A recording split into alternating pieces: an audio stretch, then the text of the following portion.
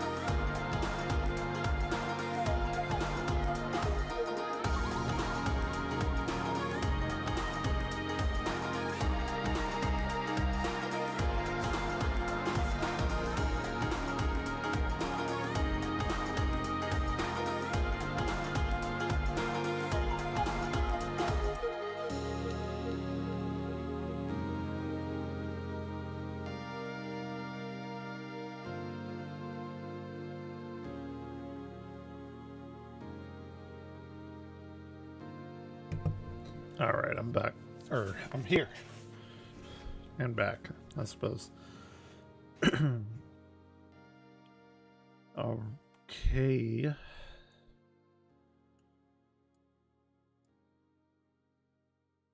Damn, I wish Restream's chat was on the other side. It's really fucking annoying.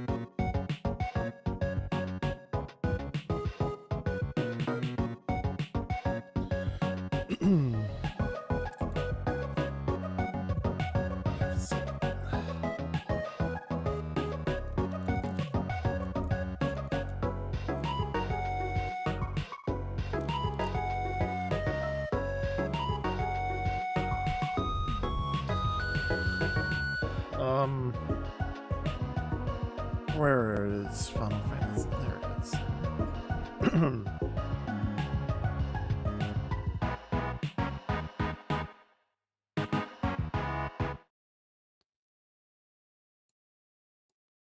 Turn on my volume. And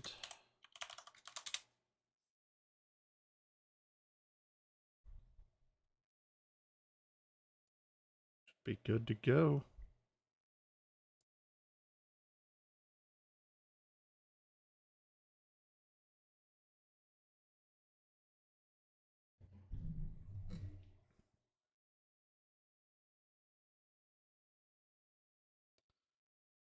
Time is it? Nearly 10.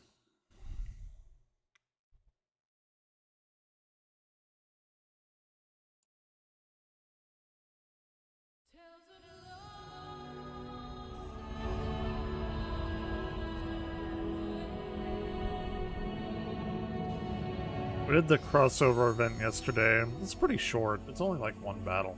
It's kind of weird, but I was leveling up my Arcanist, trying to get to Summoner. That's why my character looks fucking weird.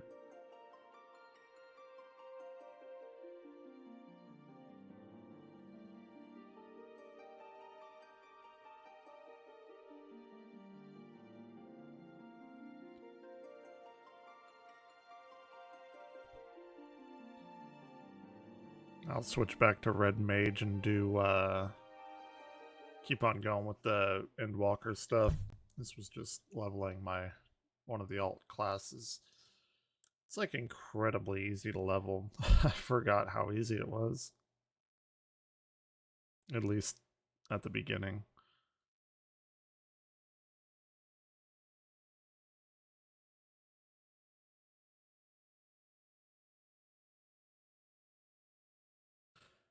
It's a pretty interesting like Super Mario Brothers like secret ending speed run thing that I kind of watched a little bit of that I'll probably watch on stream.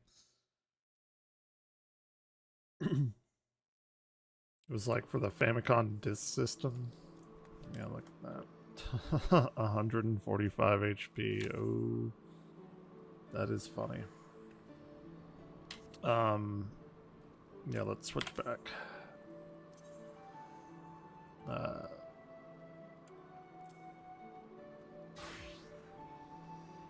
And get my recommended shit. Hey, there we go.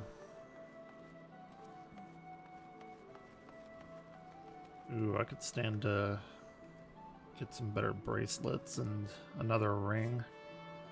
Still quite a bit to do, though. I'm gonna just go through the main story, post Endwalker. I know there's a Pandemonium raid as well that I haven't even fucked around with.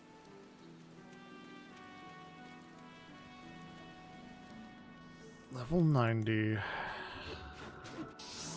Is that... Huh, that's interesting.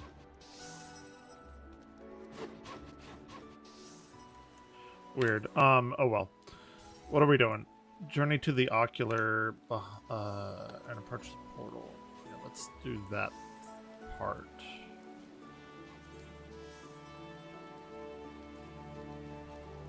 That's right. Because we have to go back in time. It's interesting that they introduced this like time traveling mechanic. Well, it's really just another zone, but whatever.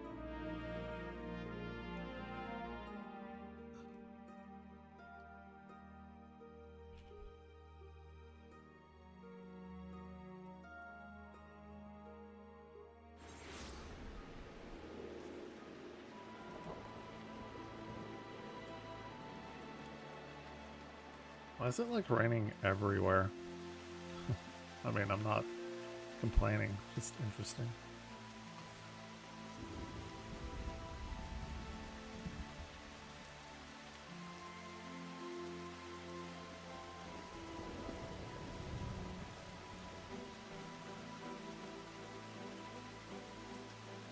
Okay, if you wish to go to the Ocular, yes.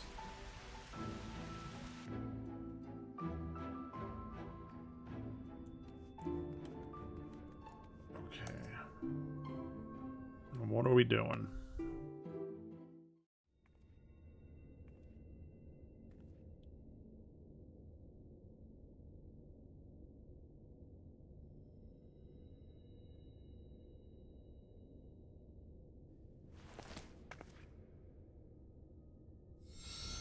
that new one we got.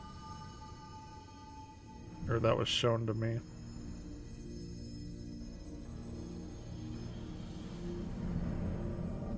It was a weird ancient that, like, went to Pandemonium, or he felt somebody going into Pandemonium.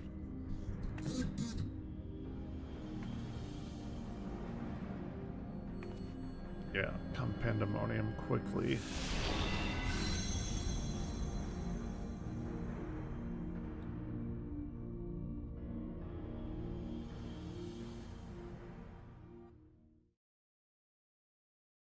I think that's the new raid. I'm not quite sure. Oh shit. What happened?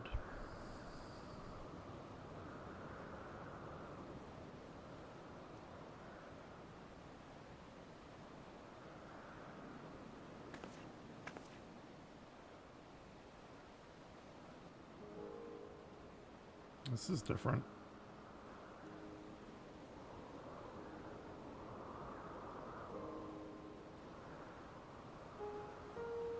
Oh shit.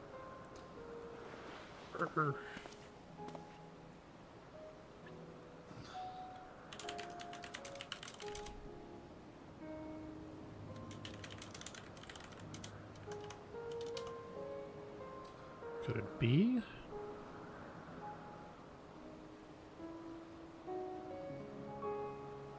Who is this character?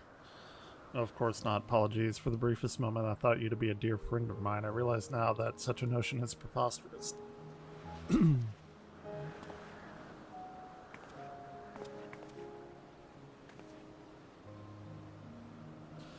She told me a falling star would appear before me, and I suppose you must be it. Truth be told, I didn't expect the expression to be so literal.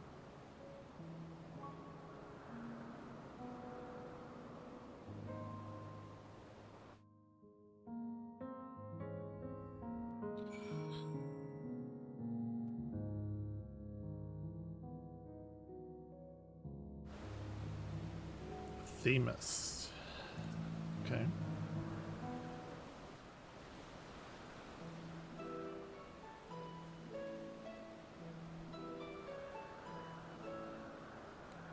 Apologies for not introducing myself properly. My name is Themis. As you can see by my bare face, I'm not one of Elpis's observers.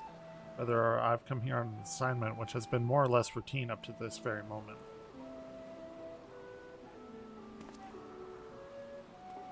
You certainly do know how to make an entrance, and must wonder what brought you here, for it's plain that you don't belong here, or any place I know for that matter.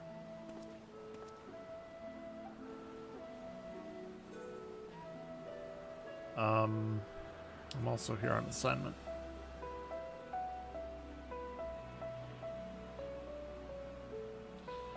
You here to investigate Pandemonium, perchance. It would not surprise me that we share a purpose. Well, if so, we may be able to help one another, but first I might trouble you to explain how you came to collide with my skull. My bad. Damn, he's short for a ancient.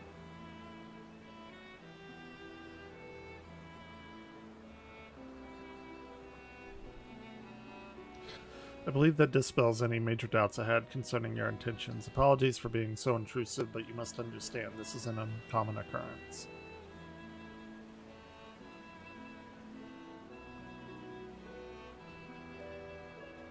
I shall pry no further, for I am well aware that we have secrets we must keep. However, if I may, I would very much like to take a look at this crystal of yours.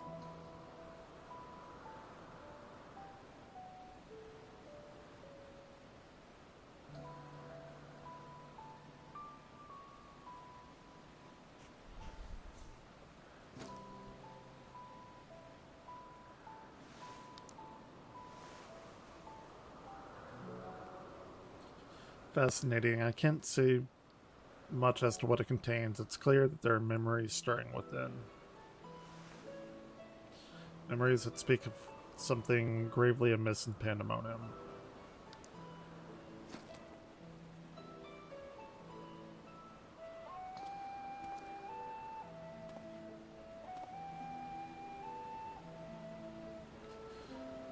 The facility extends beneath Elpis and is overseen by the Words of La Habrea.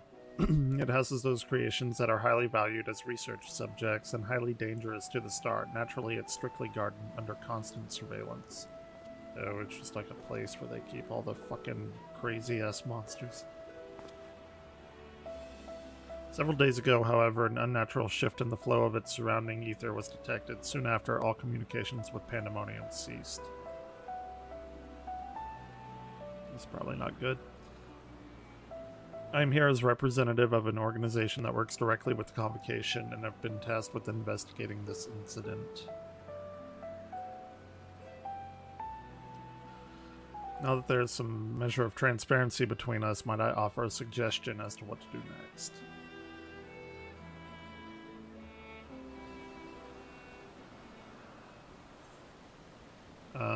Okay. Direct hit rate, determination, critical hit. I guess the determination one. Actually, don't really know what those mean. I knew, but I forgot now. During the course of your investigation, you may discover valuable artifacts. Those can make exchange for equipment by speaking with Malini in Aporia or Joel in Razadon. Okay, interesting. So where are we? Okay, we're back here. That's fine. Okay. Where familiars dare, Themis is eager to commence investigation in Pandemonium. Our proposal is a simple one. Let us journey to Pandemonium together. Our destination is the same. I suspect the arrangement would work to our mutual benefit. Besides, I have no trouble gaining us both access. I do hope you agree. I would be loath to part ways from the falling star I'd been waiting for so long. Originally, I had planned to conduct my investigation with the friend I mentioned earlier. She also had noticed an anomaly near Pandemonium, so it seemed only natural that we should investigate it together. However, she eventually decided that it would be unwise for both of us to go. If two members of the organization were poking our heads about in restricted facilities, it could raise questions. I decided to go alone, but she left me with these words: "Fear not, for in my absence a star shall fall before you." While I could not comprehend her meaning at the time, I believe now I understand. She does have a way of being right about these things. Even so, her hints of what are to come are generally more cryptic. I suppose I should keep my gaze to the heavens. Suffice it to say, I'm grateful for the presents either way. As for the matter at hand, we must first gain permission from the Words of La Habrea for entry into Pandemonium. There ought to be a speaker waiting at Ananorsis. Okay.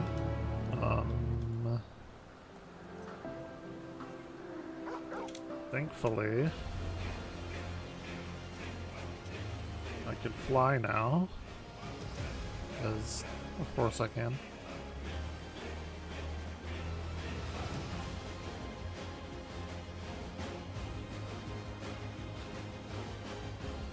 Boom. Okay. Words of La Habrea speaker.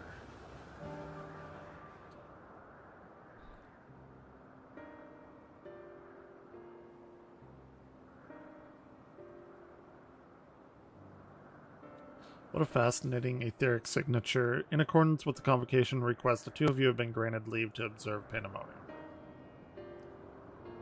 I shall register your ether for the records. From this point on, you may freely come and go from Pandemonium as you please. That was painless. I think this is a sign we're meant to conduct our investigations together. God damn it. Of course, while you may be permitted entry into the facility, the specimens housed inside must be handled with the utmost care. You are to heed the warder's instructions at all times.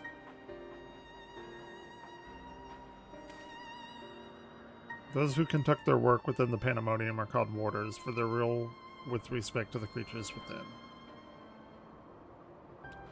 Generally, creations that pose a threat to the safety of the star must be undone. However, Words of La Habrea has deemed certain such creations as worthy of further study, entering them within the facility. Those who spend their days in Pandemonium are not merely researchers. They must work tirelessly to ensure none of their subjects lift their shackles. For all intents and purposes, the place is a dungeon. Perhaps such a comparison arouses frightful imagery, but Pandemonium is a frightful place. Okay. I know not the purpose of your investigation, but if you discover aught that merits a report, pray do so with the utmost haste. Master La Habrea shall guide us upon the proper course of action from there. Then I take it you have means... That means you have detected nothing amiss as of late. The warders have reported nothing that would cause alarm. Minor fluctuations in ether have been observed, but surely Master La Habrea would have acted if they were anything worth worrying about. It appears La Habrea is kept well abreast of goings on here, then. I hope I'm not overstepping my boundaries by asking, but you seem to be quite familiar with Master La Habrea. Do you know him? No one we've met.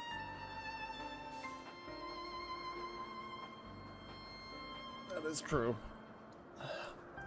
That a mill familiar would have the honor to meet Master La Habrea. He's not known to easily afford others his time, so you must be extraordinary indeed to even be granted a moment of it. Well, he's kind of an asshole. Regardless, while I need to tell you this, he's of the convocation. Take care your actions do not hinder his work. With that, we're free to make our way to Pandemonium. The news that will take us there is on the eastern bank of the Leth. Let's delay no further. Fair enough.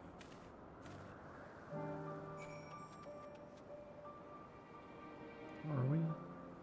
Oh, we're there. Okay.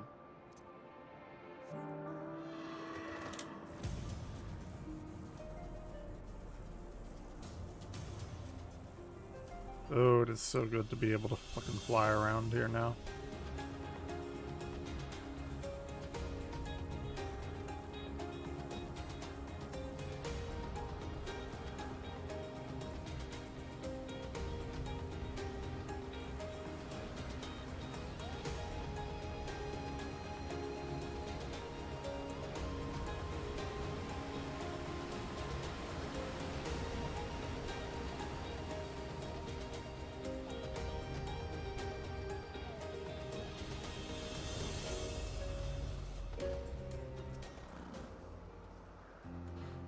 I had to contain my surprise for the sake of appearances, but is it true you two have met La Habrea in the flesh? I find you more fascinating by the moment. Still, I shall refrain from asking too many questions. Secrets will make our journey all the more intriguing.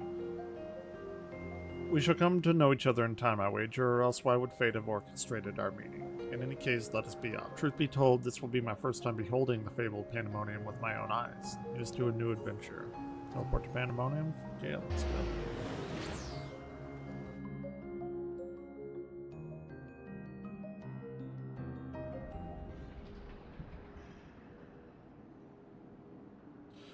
Ooh, spoopy.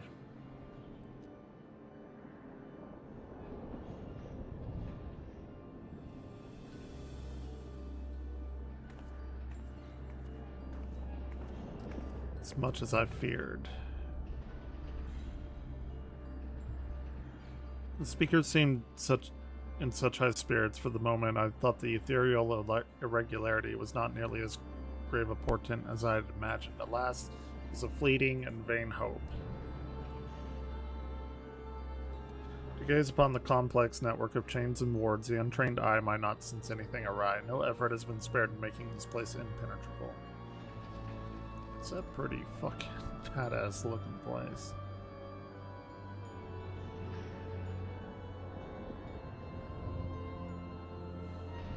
It's very ominous.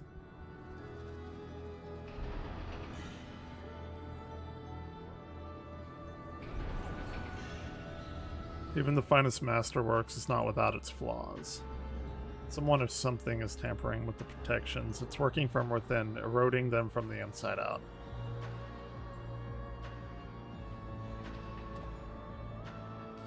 Fear not, there's no immediate danger. I reinforced what protections I could the moment we arrived. This will not put an end to whatever is occurring, but it shall at least serve to slow its progress. One small victory, though the road ahead of us is yet long. Powerful forces are at work here. Silence in the air speaks volumes. While I didn't expect a bustling facility, I do not see a single warder. Our first course of action should be to seek one out wherever they may be. So is this like a new, like, zone? There's something you must know. I thought this was like a raid. The magic I wove upon entering requires my constant awareness. That is to say, if we are forced to fight, I cannot risk joining you in battle. Should I lose focus, Pandemonium's protections would rapidly crumble before the force assailing them.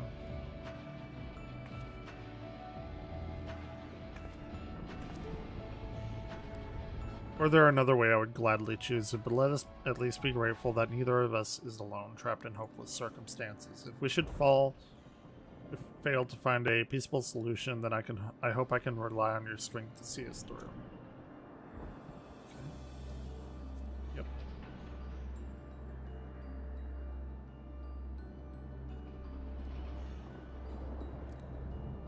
Hey, what's going on, Brun Diddley? Thank you for offering your help so willingly. If the weapons are drawn, I hope to be able to lend at least a touch of magical support. What are you up to today?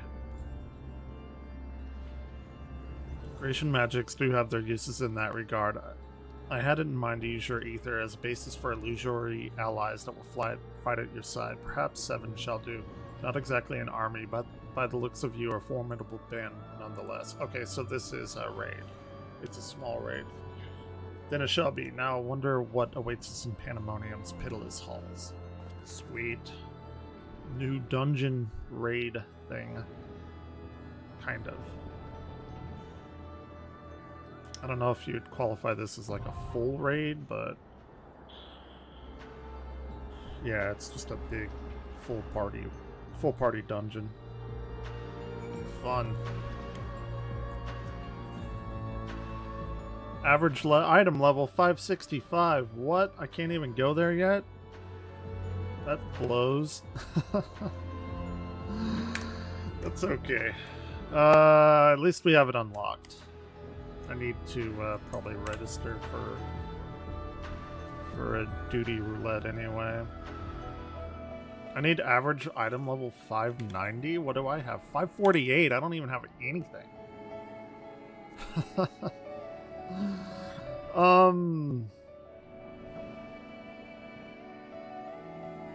Interesting. Well, I don't actually know where to get better armor or better weapons and stuff.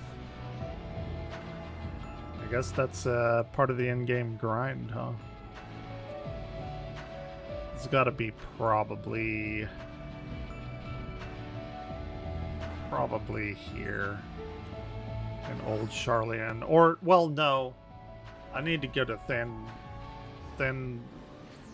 Thanavar or whatever it's called.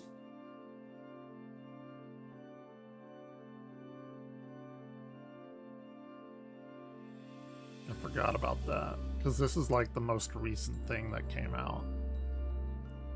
Like a month or 2 ago.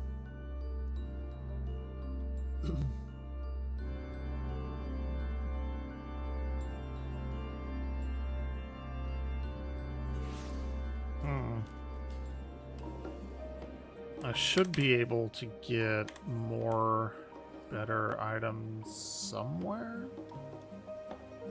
Level 1. What is this? Level 1. Seeking Sanctuary. The clueless crier employs Tataru Taru's boutique and does not recognize me. Good morning. I can see that in the flesh. Might interest you in one of our silk socks. Why is this level 1 in a level 90 area?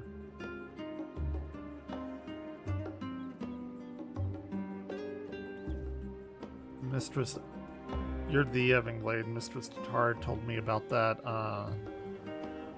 Should go and fetch her immediately. There's like an Animal Crossing kind of island thing going on here too that I haven't messed around with.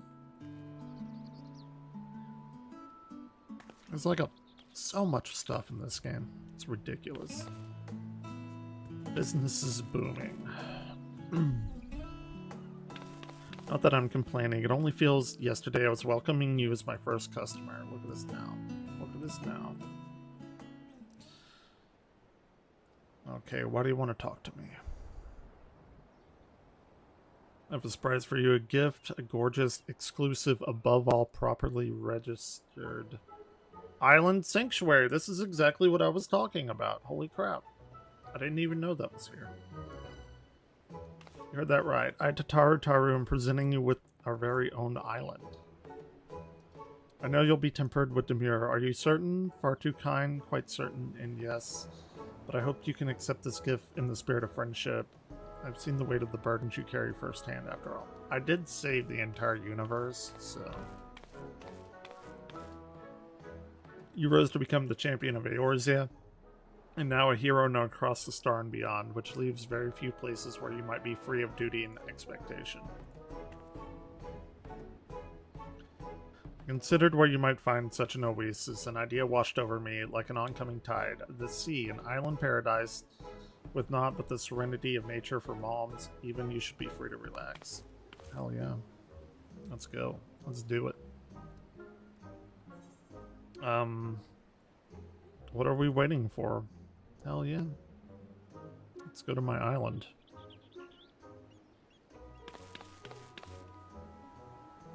Truly, there's no time to be present. Let's make our way for Morby docks. Dry docks. Look for Balden, a skipper near Aetheryte. He should be expecting us. Okay, cool. I, didn't know we were doing this, but I'm glad I stumbled on it. Because I wanted to do it anyway.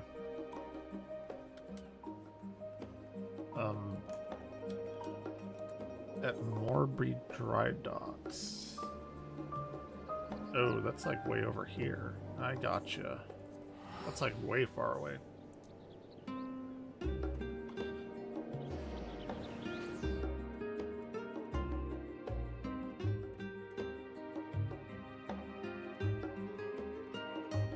Probably would have been better if they could have just put an NPC here to go to the island instead of going to here and then going to the island. Whatever. I won't complain. Balden the ferryman. Oops.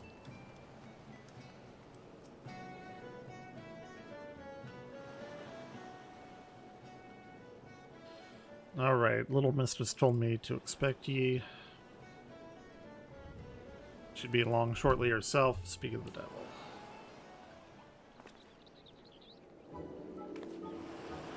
Oh shit, she is dressed apart, huh? Glade, I thought I'd dress you light for our voyage, given the notorious humidity. Girly run, yep. Well, she's a girl. Should probably run girly. I trust everything's in order. Just give me an holler when you're ready to set sail. Got nothing to fear, not since any marauder with an ounce of sense coming up to swing their axe. This old island sanctuary business came from Admiral Rekkonen. We need something to do with piracies off the table. Matter of fact, just look at me, a bloody stand-up citizen ferrying folks around. Oh yeah, he was like a pirate dude, wasn't he? Like early in the story. You packed rather light for a venture of this sort. You do realize you're responsible for bringing your own tools and supplies. Alright. How in the hell do you plan on doing that? I have a little something in mind. Let's see, the idea was good enough to land us our permit. They're gonna, like, make me clean up the island and I can do that. Like, that's why they're gonna let me have it. It's gonna be a Harvest Moon situation. Or Stardew Valley or whatever. I'm sure you're itching to see your new domain. I'll fill you in on all the details once we arrive. Yeah. Let's go. Be waiting for you on the ferry.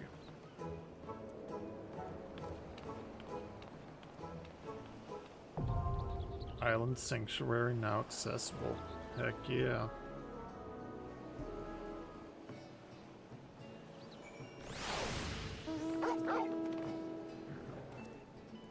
Where can I take you? Travel to my island.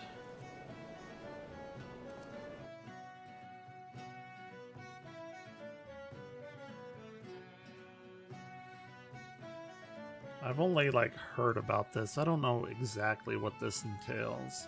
So this is gonna be fun.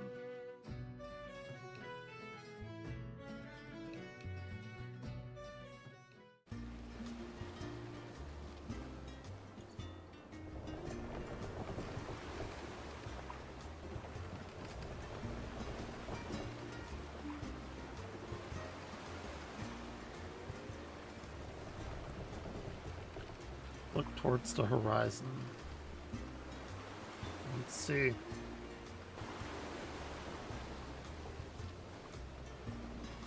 That's a pretty dang big island.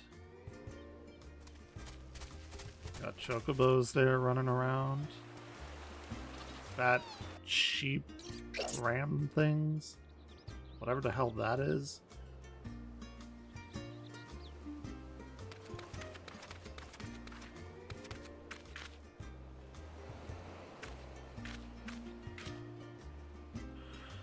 Nothing like a sea voyage to rekindle the adventuring spirit. So what do you think? The untamed island is yours to cultivate as you see fit, or not? Kinda, yeah. Actually, they already have Pokemon in the game. It's weird. It's like a weird Pokemon MOBA type of thing that you pick your minions you get. They used to be just these little things that followed you that were just cosmetic. But apparently there's like a big... You can battle against them and stuff. I don't even know. It's crazy. I just kind of did it last night. That's a big island. Island Sanctuary. Cool. So... Okay, this is mine, huh? I am okay with that. Refreshing caress of the wind, the soothing whisper of the waves, how liberating. I admit I've been looking forward to joining you here. Now, this may come as a surprise, but the island was once commandeered by a band of pirates and used as a supply base. Fortunately for us, the group disbanded years ago, and the isle has largely since returned to its natural state. As you know all too well, Morwood's never been one to sit around idly. She's had her eyes on the Sela Dailies, formulating plans for island settlements for years. Now that a sense of peace has returned to the realm, she finally decided to put those plans into motion. A chosen few have been permitted to become keepers of private islands in this vast archipelago, and you're one of them. Heck yeah. My industrious idea of procuring all material needed to settle here locally struck a chord with the Admiral, and then she read my proposals so much that she was happy to grant me a deed. So you're handling said procurement? Please? I could show you a thing or two about starting an enterprise of this magnitude, but I have something better in mind. I shall happily introduce you in a moment, but you'll need to follow me towards the charming little clearing I've designated as my base of operations. If we simply clamber up that slope and proceed along the path, we should bump into, well, you'll see. Huh. Okay. Interesting. I think this is gonna become Stardew Valley more than Pokemon. What is that? What the f is that?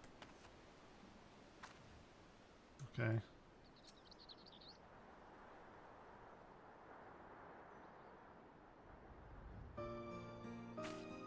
I don't know what that is.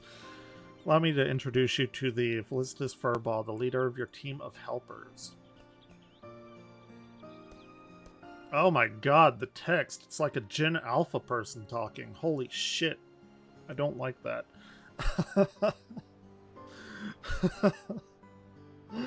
Oh my god. There's my eyes to read. If it isn't the owner herself, it shall be my pleasure to advise you what... Do I read it like, you would sire or not? No, God help me. Oh yes, I think we'll get along just fine. Oh my god, why would they type text like that? In addition to our feline friend here, I took the liberty of preparing a variety of other mammoths to assist you with construction and development of your isle. You'll be pleased to know that they are the latest and greatest models developed by one of the most brilliant minds in Charlayan. I heard a professor of the studium was searching for a means to make use of his advanced automata. To make a long story short, I made him an offer he couldn't refuse, and he managed to acquire all of them for the unbeatable price of free. Okay. Why do they talk like that? As I understand, the mammoths, I guess they're mammoths is what they're called, were produced in secret whilst the Forum formulated plans for the mass exodus, intended to be used as laborers on distant stars to help construct a new home for the people of Aetheris. It seems all reason for their existence vanished when the threat of the stars ceased. Or was erased. As you can imagine, the professor was quite conflicted over what to do with the remains of them that have been his life's work, but after some negotiation, I convinced him to entrust them to us on the condition we share the data retrieved from the development of the Isle.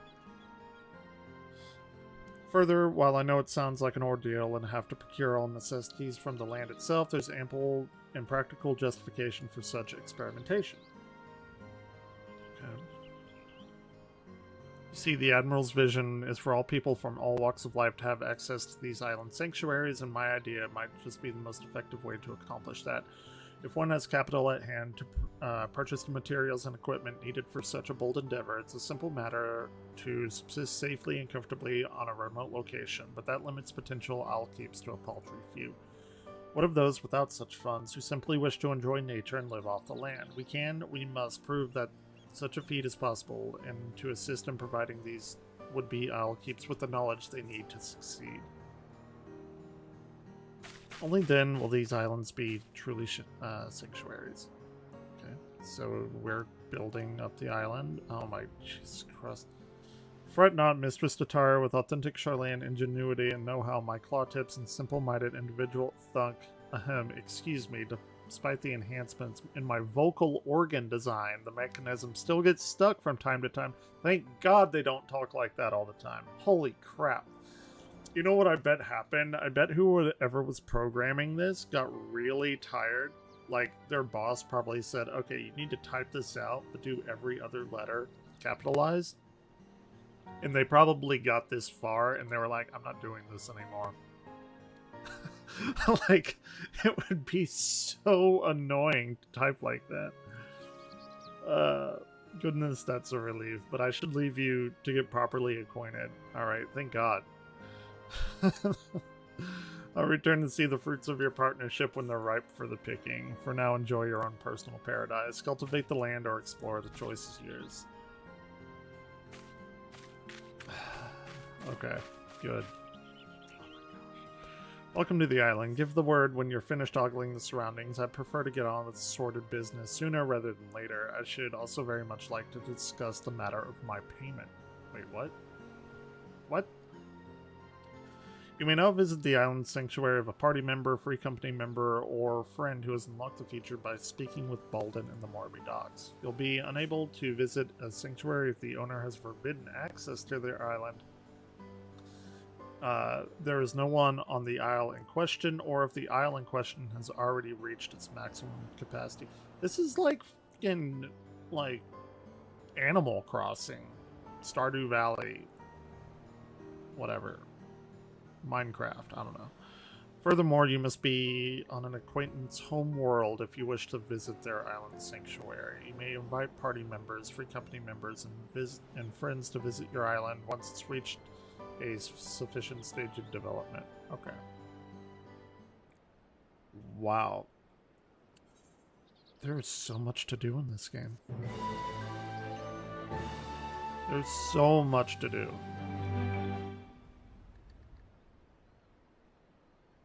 No wonder this has taken over WoW. Rightfully so. Explore the wilds, build landmarks, grow crops, tend to animals, enjoy everything the slice of paradise has to offer. Adventurers of all inclinations can enjoy Island Sanctuary life, regardless of crafting or gathering experience. Come as you are. Play the song. Island XP and Sanctuary rank. Accumulating island experience by engaging in activities on your island to increase your Sanctuary rank. As your Sanctuary rank increases, so too will the facets of island life be available to you. Visions. Realize visions for your newfound sanctuary by following a series of simple steps, and life on your island will be nothing short of perfect before you know it. I understand what I must do. It's very ominous. Okay, this is pretty dope. Like, get your own island? Hell yeah. Now listen, Evanglade, may I call you Evanglade? Well, I will anyway. Before we get started, I want to make it very clear that while you may be the owner, I command the mammoths, and as such I demand a considerable sum. I would hate for us to get off on the wrong foot. That said, I'll be on the slope. Lines of clearing Mistress Tatar believe would serve well as a base of operations. Let's take a look, shall we? Wait, now what is this about me paying you a lot of money? Because I'm trying to save up for my own, like, residential home, and that's 3 million gil. I only have about 1.5 million, nearly 2.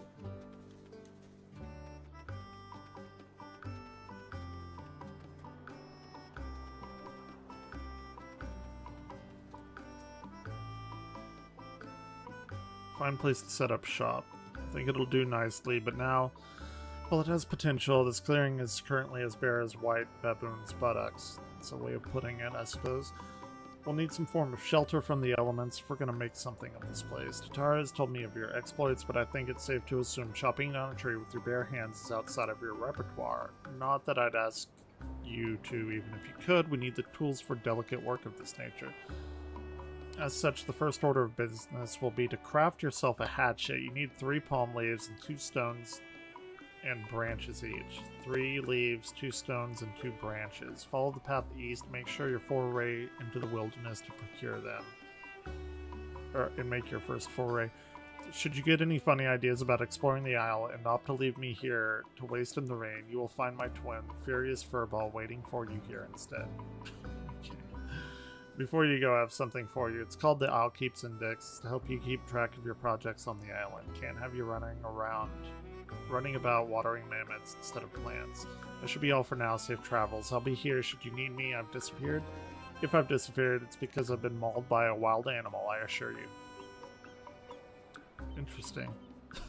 They have a interesting dry sense of humor. I think it's humor. I don't know. Maybe it can actually happen. You can now collect materials while in gather mode, which may be enabled by selecting the appropriate icon from the mode selection on the Isle Keeps Index. For information regarding gathering on the Isle, access the Isle guide. Access the guide from the index.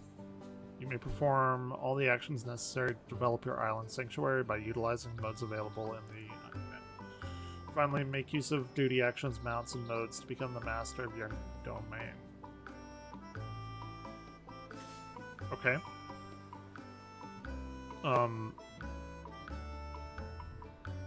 Mode. So, free mode. Isle inventory? Oh yeah, we are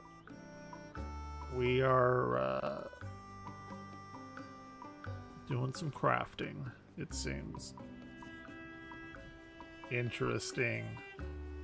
Develop your island. Okay.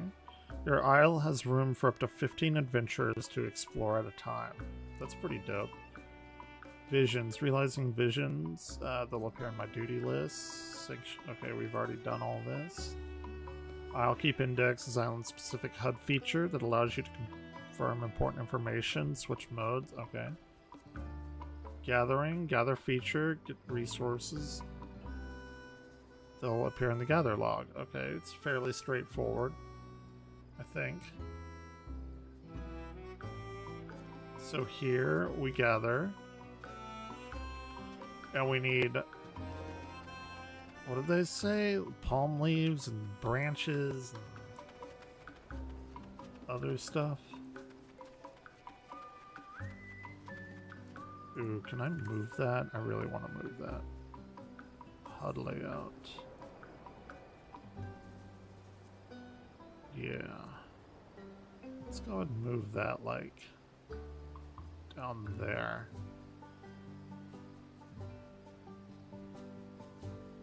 I think that's what I want to do. Yeah, that's much better.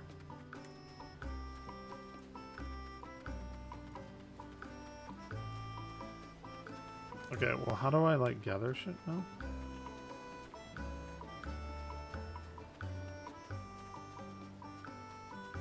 Because they said I needed island branches. Gather mode enabled. Collect the.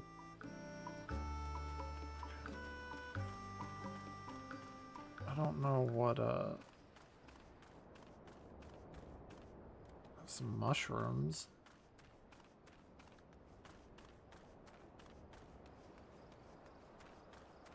Coziest of cabins. New location. Oh, okay, I see. It's they're up here. I gotcha. It's like little designated areas on the map. Ooh, I like that music.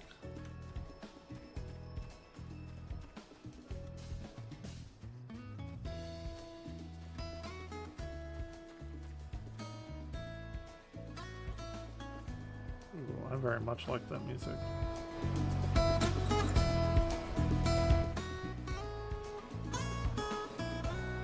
Okay. My game was like turned down really low and it's like, what the hell? Okay.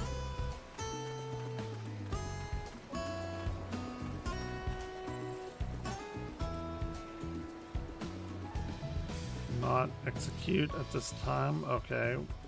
So we get some leaves.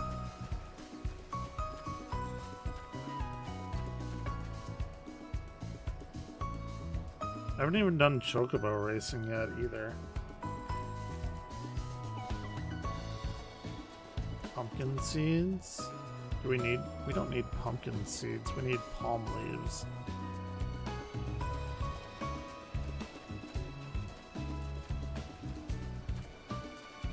And stones.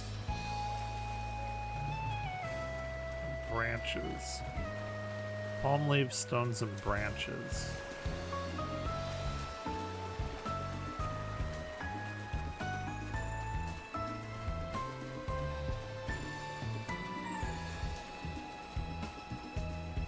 Okay.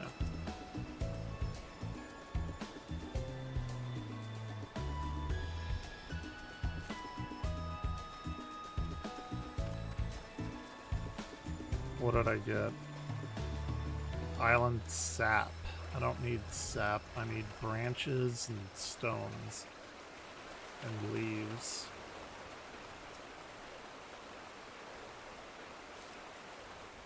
Okay. So we get like individual island experience from this. Sugar cane. We got a vine. We're gonna watch an interesting Mario video here in a minute.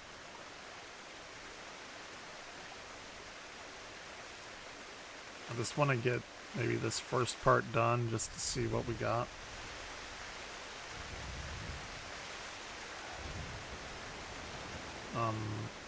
Stone. I need stone and branches. Where are these branches located?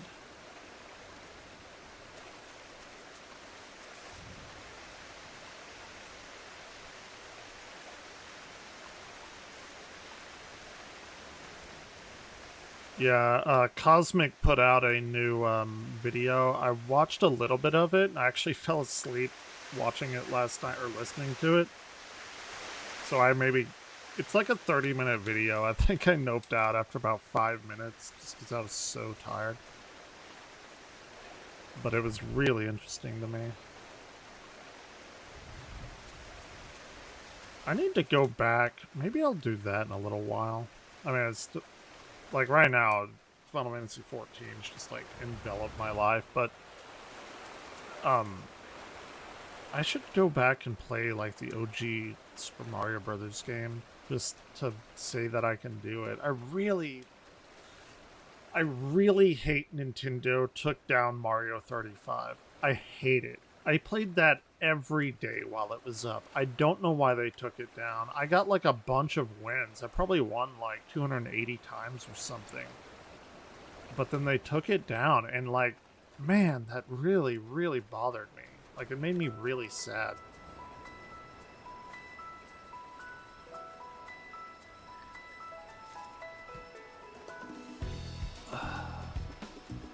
Need branches. Where are the branches? I don't get it. Where are they telling? Oh, branches are over here.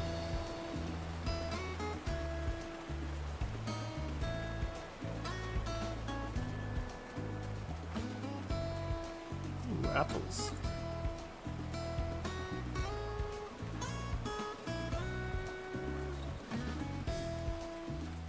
No, those are vines. I watched an interesting little short the other day about they were saying that like everyone ascribes wheel, like the wheel, to being like the big thing mankind did to like help us, you know, become who we are. They were like, they put an interesting proposition that it was string that helped man become, you know, as we are today. It's like, okay, that's interesting. You didn't get to play Mario 35? Oh man, I'm sorry. I loved that game. I don't understand why they would have somebody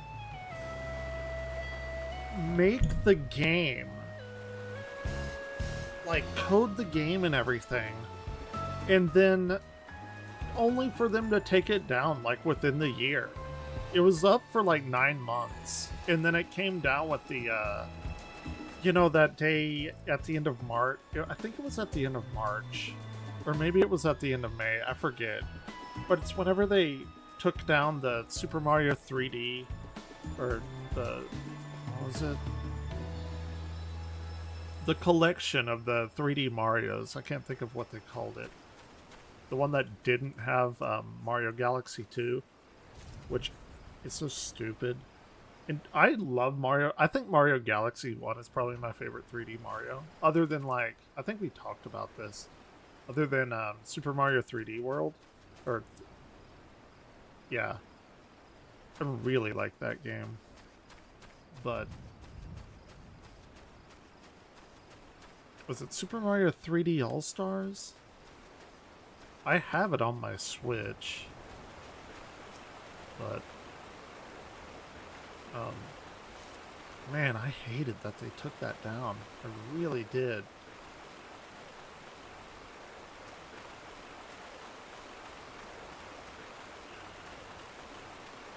And they took something else down. There was another thing that they took away from us. That was only for a limited time.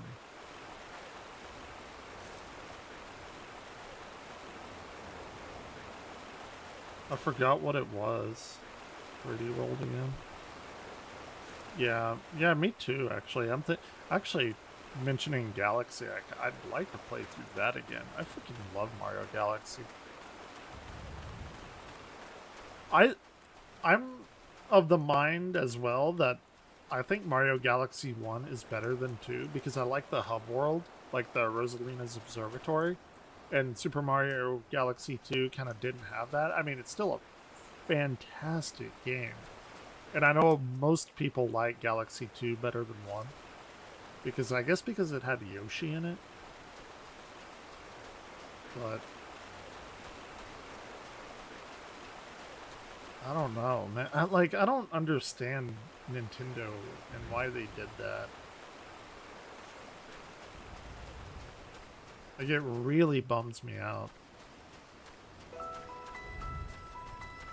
Especially because I did have so many wins in Mario 35.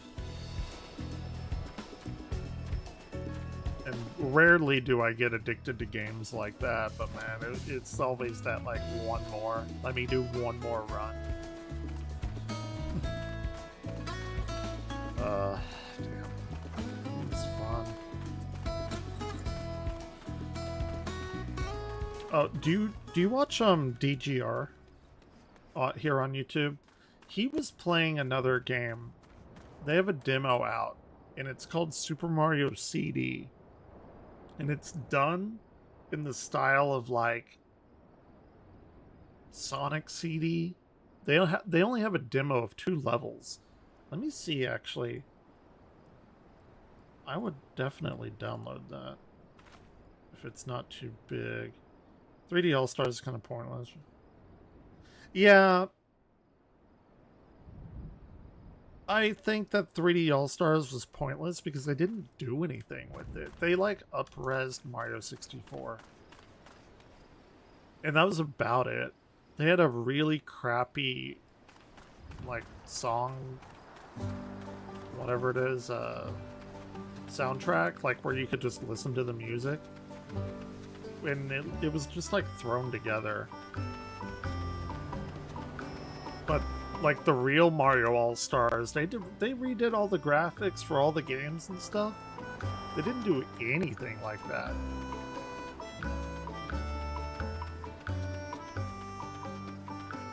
And don't get me wrong, it's actually really nice that they allowed us to have a way of playing Galaxy. And I had never played Sunshine before, and I will never play it again. I did not enjoy Super Mario Sunshine. There were parts of that game that were so janky. I mean, the whole game wasn't that bad, but there were certain parts that I hated. I hated so much. The last level was one, and you couldn't even write the name of the last level because it was called, what, Corona Mountain or something? And that's when coronavirus was going on, and YouTube would like restrict your video because, you know, they didn't like people saying coronavirus or corona. That was dumb. Brilliant of the Hatchet's design of my own making. Mind you, it's not even a non-man that like yourself can craft it with your own two hands. Isn't that wonderful? I've uploaded blueprints for the design on your index. Okay, craft features now available. Access Sanctuary crafting log and collect said materials to begin. The Island Stone Hatchet recipe has been added to the crafting log. I can't believe they added this into Final Fantasy XIV. This is crazy. It's like its own little survival crafting game. It's awesome.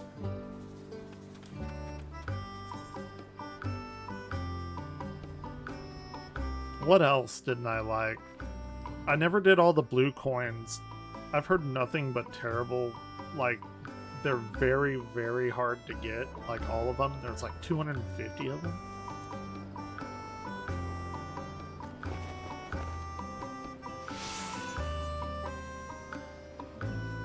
You're now able to gather new materials. Cool.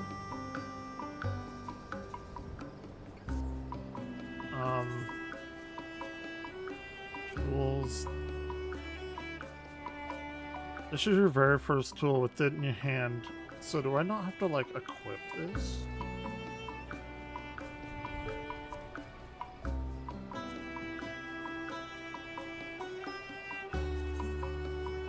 Crafting, okay. Crafting log enables you to create certain items such as tools, access to crafting log to begin crafting, okay. Items will always be successfully crafted, well, that's good. Use the craft button to create the item. I need to go back and play Grounded. Maybe I'll do that at some point. This is gonna get me like super back into crafting survival games. That's a hatchet. With it you can collect all the logs you could ever want or need. Let's move on to the next phase, shelter. Yeah, I want a shelter. The hatchet of yours should be able to cut through even the thick bark of the palm tree, meaning now you can collect palm logs, vital material, into our soon-to-be built haven. First building should be the most important, as it'll be the very foundation of our base. Seeing as I have a gift for naming things, I hereby dub the essential facility the Cozy Cabin. Minecraft, yeah. I would like to go back and play Minecraft. I haven't played it since...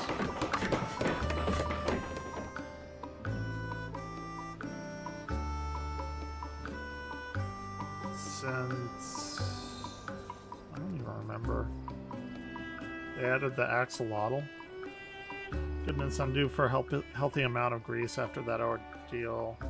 Anyway, I prepared the land. You'll need to prepare the rest. Check the log board.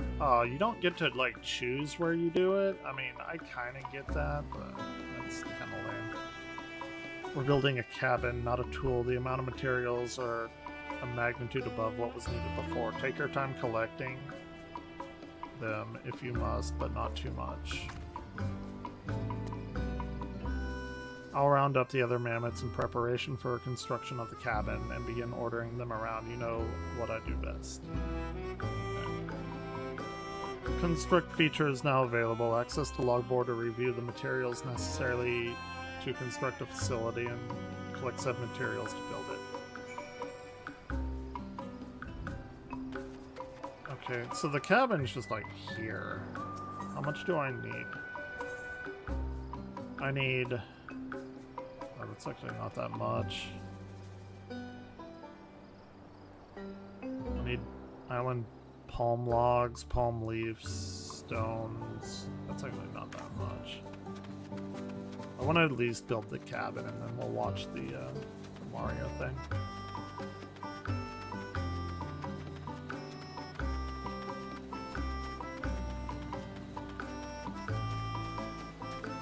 I think WoW may have had something kinda like this with the Warlords of Draenor expansion, where you could like build your own stronghold. But the thing, what I don't like about WoW is whenever a new expansion comes out, all the old expansion stuff is basically irrelevant. And nobody goes there. Like now nobody goes to their stronghold anymore because it doesn't matter. But in this game, in Final Fantasy, like, you always go back to previous stuff. I think that's really what's kept it alive. I used to play a lot of EverQuest, and all the towns, like the original starting towns, are dead. They're just completely vacant. Not so in Final Fantasy XIV.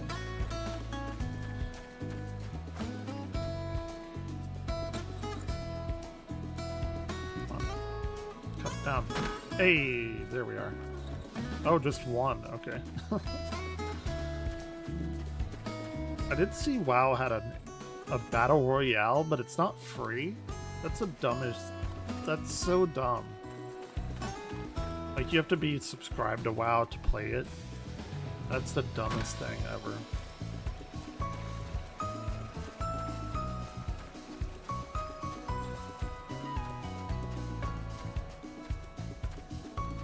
Because WoW right now is not doing too super great.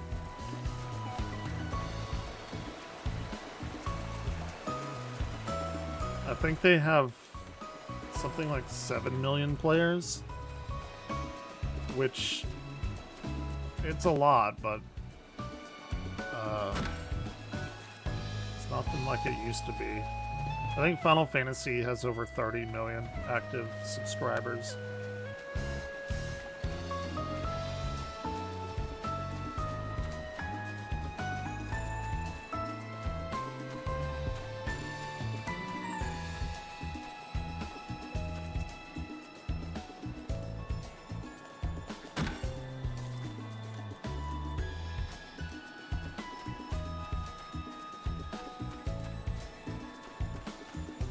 You know, I haven't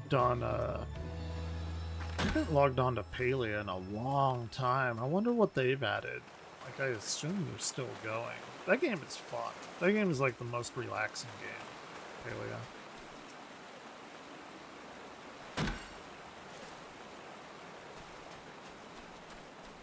My brother-in-law's best man works on that game.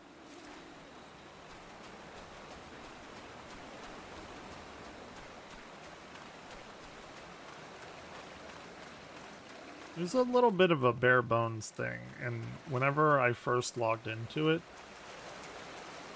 I got a glitch that I couldn't upgrade my house, and I kind of just dropped it.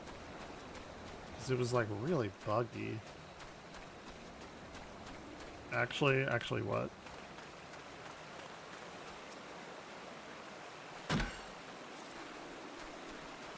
Dude, they're giving me logs and leaves.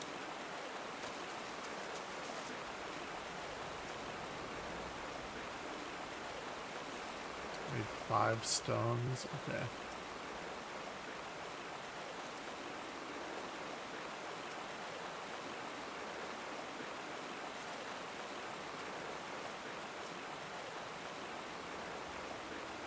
Gather sacks of island sand? Okay.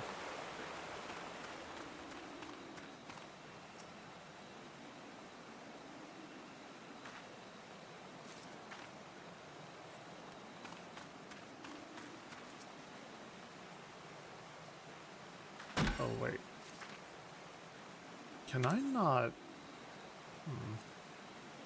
Oh, hey, it's that place. I was like, what is that zone?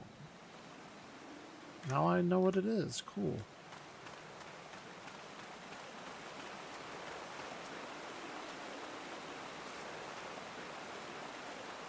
Gather sacks of island sand. Where's the sand? Oh, it's probably down there.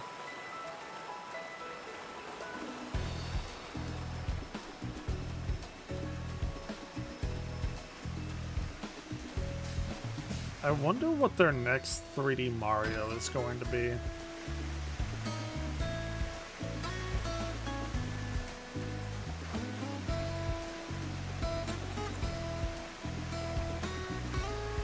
I wouldn't mind it if they, like, legitimately made a Super Mario 64 2. I know there's that 128, Mario 128, that was, like, never finished and incorporated into all the other Sunshine and Galaxy and all that, but like a legitimate Super Mario 64 2. That sounds really fun. You thinking maybe Mario Odyssey 2? I would be okay with that. I love Odyssey.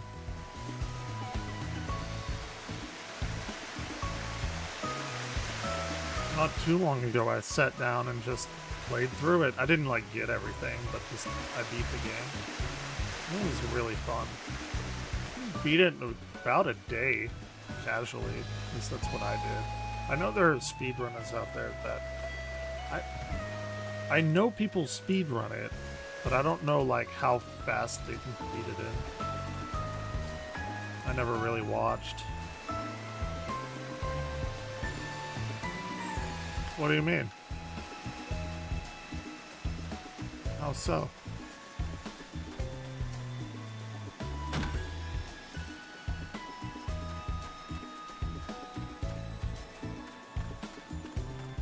Just have the same premise. Going into a castle and jumping into the pictures and all of that. Update the controls. Under an app, that's insane. Game's big.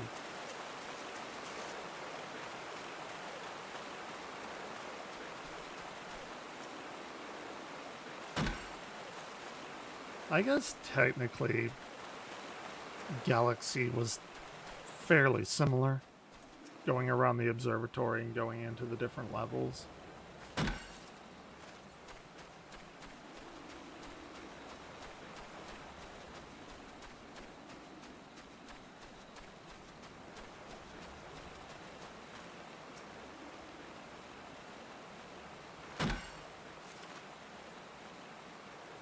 Oh, I don't even need logs.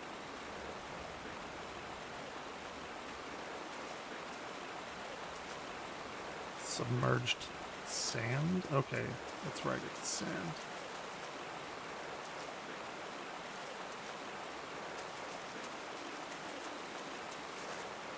And they did kind of tease it. Yeah, except the the layout of the observatory wasn't nearly as large as as Peach's castle.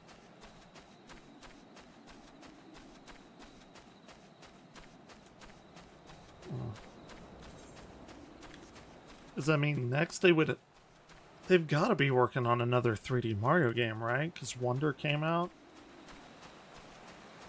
I doubt they would do another 2D one.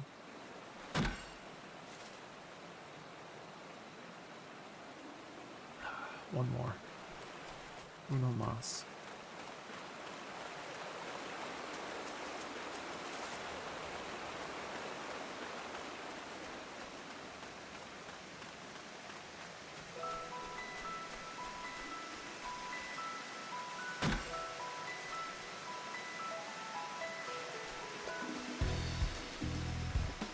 Cool. How do I get back? South.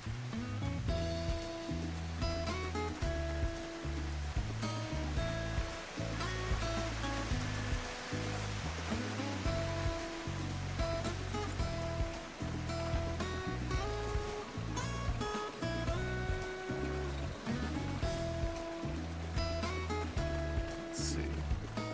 I wonder if I'm gonna be able to like colonize all this area eventually.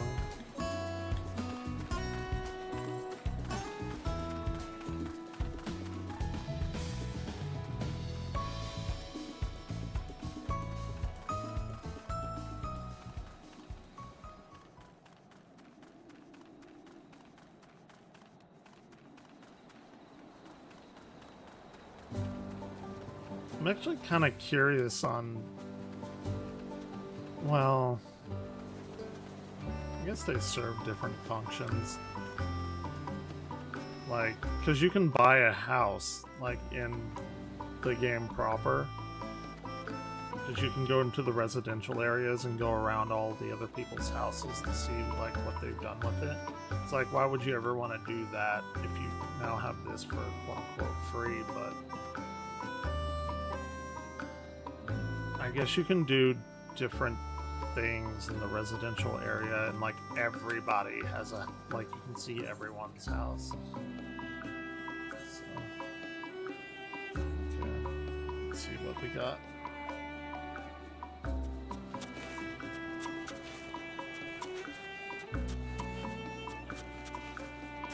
This is gonna be some kind of Tom Nook thing, right? And they're gonna like charge me, and I'm gonna have to pay it off before I can do other stuff.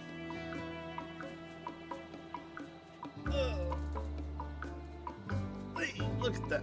Okay, that's not what I was. That's not what I had in mind, but okay.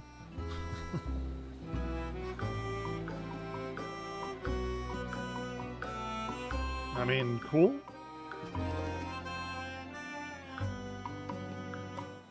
He is gonna fall. That would be incredibly funny.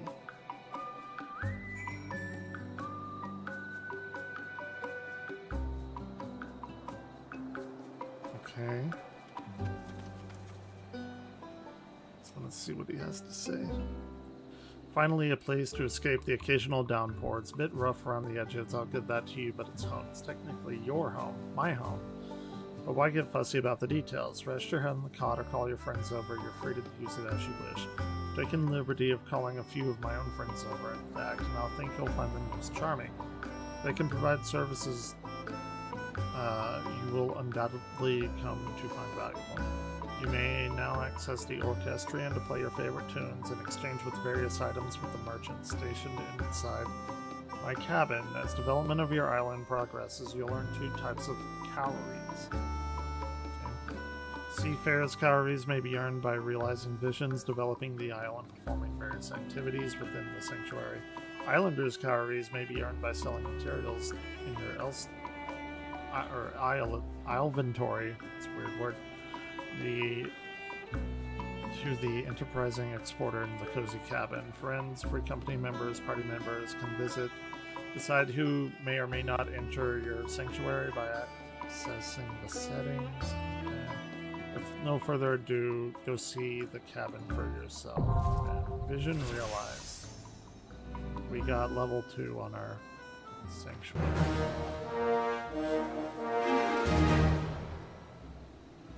Okay.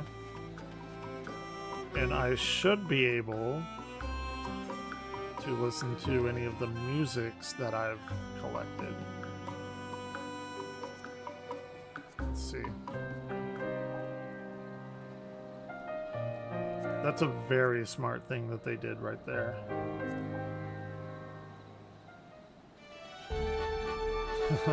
Final Fantasy Tactics. Okay, that's cool. All right, let's watch a Mario thing.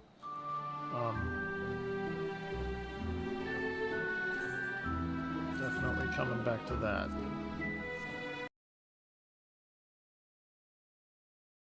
Let me change my title.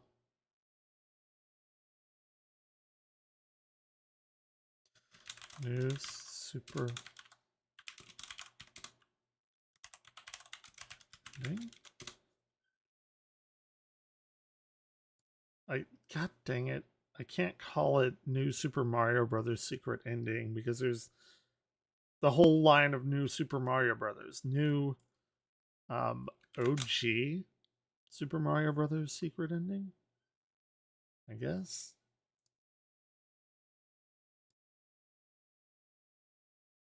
Change this to just chatting.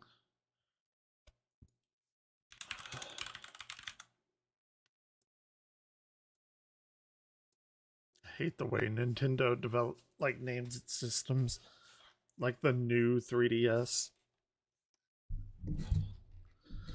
Wonder who got paid to come up with that one. I love my 3DS. It's probably my favorite gaming system of all time. All right, let me find it.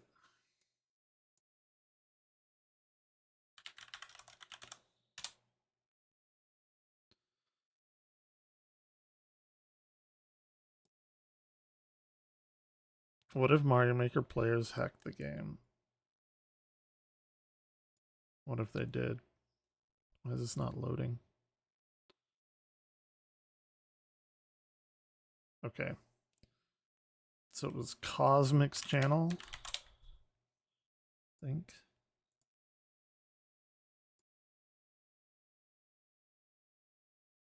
Mario games on its. I don't know. I thought it was fine. I had no problem with it. I actually really enjoyed Super Mario 3D Land 1 and 2, or was there only one? Anyway, let's see.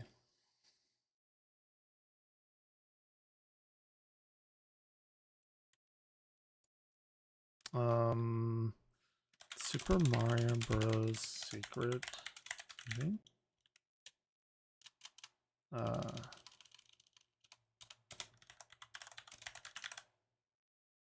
Oh well.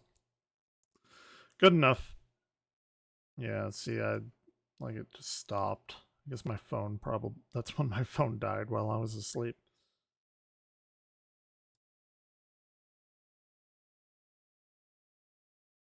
Why is my internet so slow right now? It must be a pretty amazing speedrun. Getting lag or something.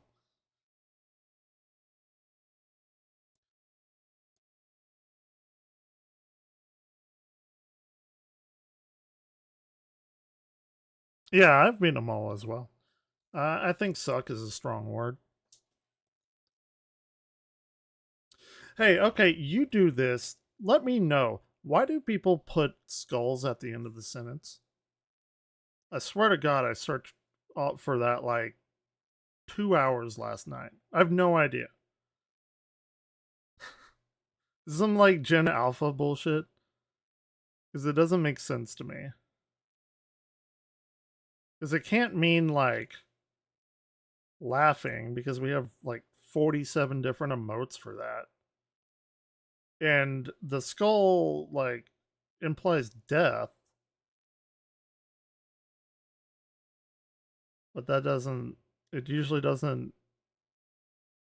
When a person uses the skull, they're not talking about death. I'm just so confused by it. Like oh my God, I did so much research and I have no idea why people do that. Boomer, I guess. When it comes to video games, pretty much everyone knows the original Super Mario Brothers. And when it comes to speedrunning, pretty much everyone is familiar with this classic, highly optimized run. The fact that you can beat this game in 5 minutes has basically spawned my entire career. A lot of you out there are very familiar with the any% speedrun of this game. And yet, many of you actually don't know the true any% run. The same can be said about a certain glitch in this game. This being perhaps the most famous game of all time, it has one of the most famous glitches in all of video games. The True. Minus World. True. A lot of you out Aside there from are very suffering. familiar. Really, suffering is not a bit hyperbolic, no? Or is it just like the internet thing where everything has to be like the best thing ever all the time, or it's either like the worst piece of shit ever, nobody should ever play it? Because that's what I see everywhere. I don't know, it's weird. Whatever. with this trick. Doesn't matter. And yet, many of you actually don't know the true Minus World. I'm here to turn your... Wait, hold on. Answer me this then. If you 100%ed them and you thought they sucked, why did you keep playing them? Like, why would you... Because gaming's like a fun hobby, right? It's supposed to be meant for fun. If you don't like a game, why would you keep playing it? I don't understand that. Is it like hate playing it or something? Because I've seen a lot of people do that as well. They're like, this game's fucking garbage, and then they'll post their Steam ID and they have like 800 hours in it. It's like, why would you? That doesn't make sense to me. If you don't like a game, like, why would you play it? world upside down today. The any percent speedrun of this game is not 5 minutes long. The Minus World is not an endless water stage. But could there, like, wouldn't your time better be spent elsewhere playing shit that you do enjoy that makes you happy? Because there's like a billion games out there. There's like thousands of games released every day. It just seems very odd. And I know a lot of people who do it, and I've never gotten like a good answer from it. If you streamed, I could understand that, to like make fun of the game, but like just being by yourself playing, I don't know. It's weird. It's weird. I don't know. It's fine. People can do whatever they want. Just odd to me. Everything you know is wrong. Stick around for the history, technical details, and speedrun breakdown of Minus World Ending. Hell yeah. Wait, what? Before we touch on Minus some more World important doesn't details end. of the run, let's touch on some important details of life. I believe in always trying to progress as a person Turn that and down a little bit. improving yourself each day. The sponsor of today's video, BetterHelp, can be a helpful resource for that. Growing up, I used to see therapy as something that some people needed and some people didn't. But I later came to realize that it's one of the greatest things that any person can do for themselves. There's always value in mindfulness and figuring out more about yourself. For research purposes. If for one reason or another, in-person therapy isn't the right option for you, BetterHelp lets you have access to therapy via phone call, video chat, or messaging. All of their therapists are licensed professionals, and you'll be connected with one that best suits your needs. You can use my link to go to their site, and from there you'll be asked a few questions to get a personalized therapist match. Scheduling's really easy. What about the games? What about the games make them trash? I'm curious. Like what about it makes them suck? And not the fact that, like, what am I trying to say? Like, a crappy game, a sucky game would be one that, like, doesn't control well, or I don't know. It's weird. So, do you not think your time would be better spent playing shit that you do like? Or is it some sort of like masochism thing where you enjoy putting yourself through misery playing bad games? That I could understand, I guess, if you get some kind of like satisfaction out of it. But even then, like, weighing it against something that you really do enjoy is like, is the satisfaction of playing a crappy game that outweighs like legitimate, like playing another game that you like really, really enjoy? I'm just trying to make sense of this because it just is completely foreign to me. Like, whenever I don't like a game, I just don't play it, and then I play something else. I'm trying to get like in the mindset of a person that does that. Hey, what's going on? We're watching this crazy Super Mario Brothers secret ending, and then I'm going back to Final Fantasy 14. Maybe Super Shade knows. Super Shade, do you play games that you hate? This is talking to Brown Diddley, and it's like, yeah, the games on the 3DS suck, the Mario games. And he's like, I 100%ed them. And I'm like, why would you 100% a game and put yourself through misery? Like, it just doesn't make sense to me to just like play something else you really enjoy. I'm not shitting on anyone. I'm trying to get like inside the mind of a person that would do that. And you can message your therapist at any time. Therapy is a really important resource in our world today. Consider if BetterHelp is a good option for you. If you'd like to.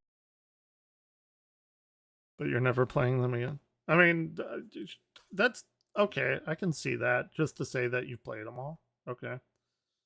You forced yourself through Halo 5. Isn't Halo 5 like 45 minutes long? It's a hyperbole, but I only played through Halo 5 once, and I was like incredibly shocked by how short the game was. Oh. So you did that. Okay.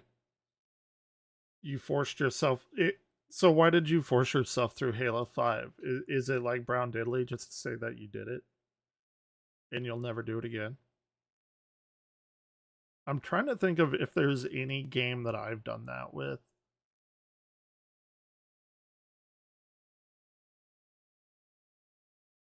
Okay, yeah, I brought up. No, it's not 45 minutes. It's like 5 hours. It's still incredibly short.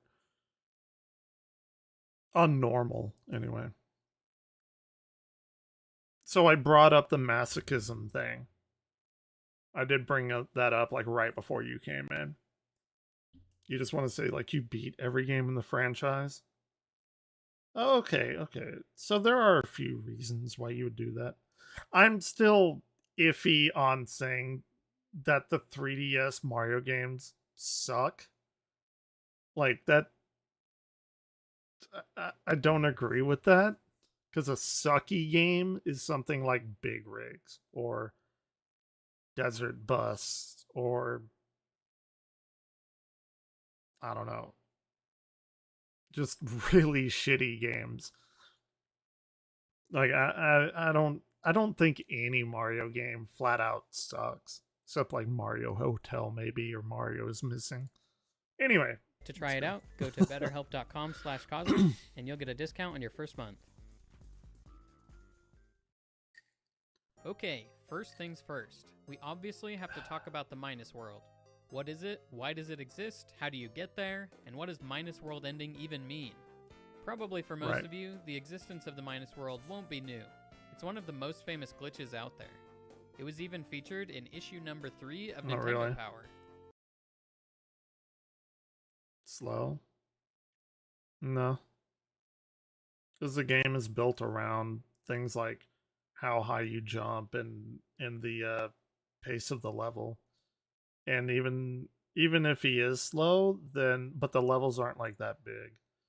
So if you're talking about like let's say Super Mario World, those levels are pretty damn huge or can be and he runs pretty fast. So like you have the same like amount of time of like movement versus level length.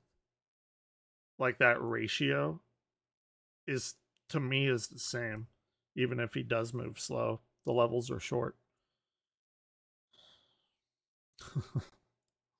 Let's see what it says. It tells us to break these 2 blocks, and then after many tries, Mario may go through the wall. Agent 826. But I'm feeling like being a bit of a rebel today. I'm going to break only one of the blocks, and I'm going to go through the wall in only 1 try. Very good.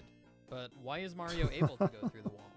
Usually all the clips I've talked about in my videos require pushing left to get pulled in, doing some extra jumps to get in all the way, or something along those lines. That's clearly insane. Not happening here. You just go straight through. Well, the answer is pretty simple.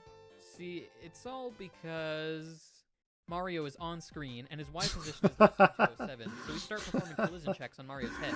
Oh, hell yeah, flowcharts. And his head is touching a tile, and not colliding with a coin, and he's moving upwards or downwards, doesn't really matter. I never Either way, we move on noticed to the it. foot collision checks, and our Y position is good, and our feet aren't colliding with, well, anything, so we start doing side collision checks, and Y position is less than 32, and his bottom left side is not touching a tile, and his Y position is less than 32, yeah, and no, his bottom right side is not touching a tile, and done. Flowcharts, love Great. them. I'm sure we can move on from this now. Alright, in plain English, here's the way it works. Super Mario Brothers, as you just saw, has a very sophisticated... Actually, I have a question. So, and I'm not shitting on you at all, but like, is there any games you do like? Cause, again, and I appreciate you being here. Like everything that you call out, I can't in my right mind remember whenever like you haven't said a negative thing about a game. And that's fine. You don't have to like anything. I'm just again trying to get in like the mindset. Cause you did the little like in for instance here, you did Girly Run with the sad eyes. Say like, okay, that's not good. And then 3D All Stars is pointless because people already have the game, so that's kind of shitting on 3D All Stars. Super Mario 64 is too old to get a sequel. That's kind of shitting on that. And then all the Mario games on the 3DS suck. And then, yeah, you died suffering from those games. I'm just going through the chat log today. Calling something old is bad. Saying it's too old to get something, I would say, is a pretty negative thing. Like, it's too old, so who cares? Unless I misread that, and I very well may have. I'm just trying to see, like, because sometimes you're like, oh, look at that camera, or because that's what happened the other day when I was playing, what was it, Final Fantasy VII Rebirth?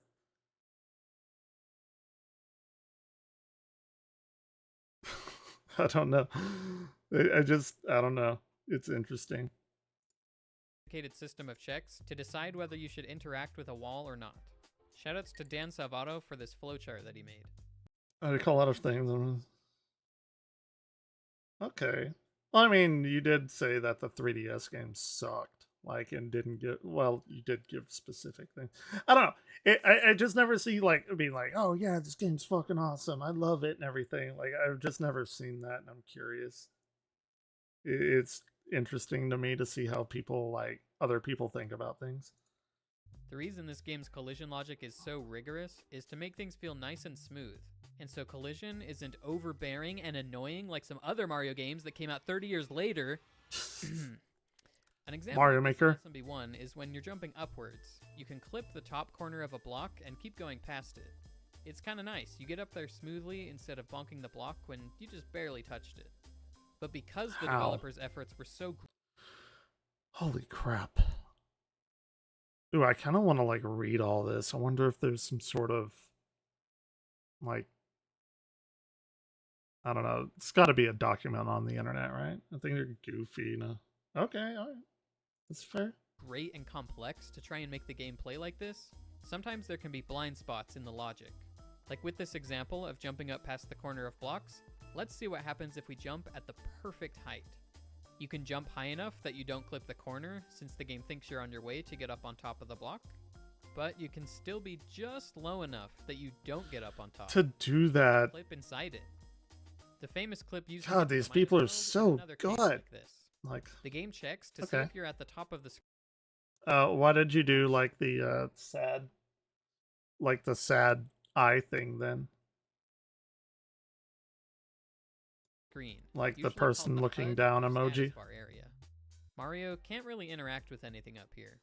This can and it may be just slang that I'm not familiar with. I'm sure some of you have jumped straight through the top of and probably fall into your doom. I have done I'm that. not sure why this check exists to disable collision at the top of the screen, since there's never really anything up here to interact with, but there's probably a good reason. Anyway, even if your head is high enough up here to have its collision disabled, your feet are lower down and could still hit things. There is, however, a really specific window you can be in, where your head What is the high hell? enough to You have wall jumping in Mario. I've never, through a block. like, I've kind of seen them clipping, but I don't know if I've ever seen them do wall jumping. but your feet aren't quite high enough to touch that block. So you go straight through it. And once the left side of Mario's head or body is inside a wall, you're always free to continue running to the right, and no walls will stop you. Huh. This might seem weird, but it makes sense if you consider areas like this spot in 1-2. You don't want the player to get stuck inside the wall, so they're allowed to run out of it to the right. And yeah, that's the famous Minus World clip explained. Now Love that I've it. explained all of that, we actually don't need to do any of that at all. There are better options to get to the Minus World. But I wanted to explain it anyway, since I find it interesting, and this is such a famous trick. Plus, God, this type of that clip game where is you can so move the blocks difficult. near the top of the Super screen Mario Brothers is 2. useful in some other areas in speedruns.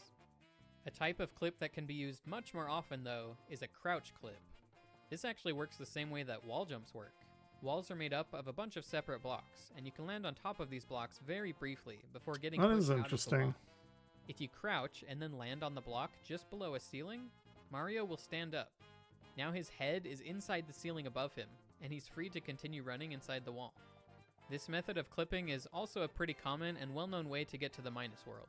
But a lot of times I see people still break these bricks before doing it, and that is not necessary. That was only for the previous type of clip, so Mario could Ooh, I jump up kinda high wanna enough to try get in the that. status bar area. This is a public service announcement. You don't have to break any of these bricks to do this type of clip. Okay? Great. Huh. I never right. knew that. Finally get past this wall and move on to the warp I zone. never knew that. Let's The rest consult were Nintendo Sonic Power games. again to see what to do Yeah. next. It says, quickly enter the left or right pipe. I think I'm going to continue to be a rebel today and slowly Oh, okay. enter That's the fair. middle pipe. Oh, World 5? That's weird. I'm sure a lot of you already knew about this, but for how famous this glitch is, a surprising number of people don't know that the middle pipe takes you to World 5. I did And not if know that you either. Go in one of the side pipes, it does take us to World -1. Why does this happen? This is a good time to say that the Minus World glitch as a whole has been explained several times over the years. I highly recommend giving this video by Displaced Gamers a watch to fully understand what's going on here. I was going to go through some of this stuff, but honestly, there's not really a point when he's already done it beautifully. God. I will share. Oh my gosh, the machine language. I had to program in digital systems with machine or assembly. Nah, that nope. No. Those are awful. Tidbits that add new value to the conversation, though. In the video, he talks about how the game erroneously that, sets this yeah. warp zone to act like the warp zone from the end of 4.2, until it has loaded in all the way. That is why the middle pipe sends you to World 5. That's what it does in the warp zone in 4.2. Cool. In fact, if you make the screen scroll as you're entering the glitched World 5 pipe, you can see a 5 appear above it, indicating that that's where it will send you. Oh, wait. If it has a 5 above it and it sends you to World 5, then these show nothing above them. Really? Cool. They send you to World I never nothing. played any of them. World My sister did. nothing -1. That's why Bikini it's the Bottom, Minus World. Battle for It looks like Bikini it says Bottom, I World think. -1, but actually it's just nothing -1. It's a blank space, or a blank character. We have something other than a number representing the world number. This reminds me of when you do the classic Koopa 1-up trick on a staircase, and then when you finish the level, you see your life counter has turned into complete nonsense.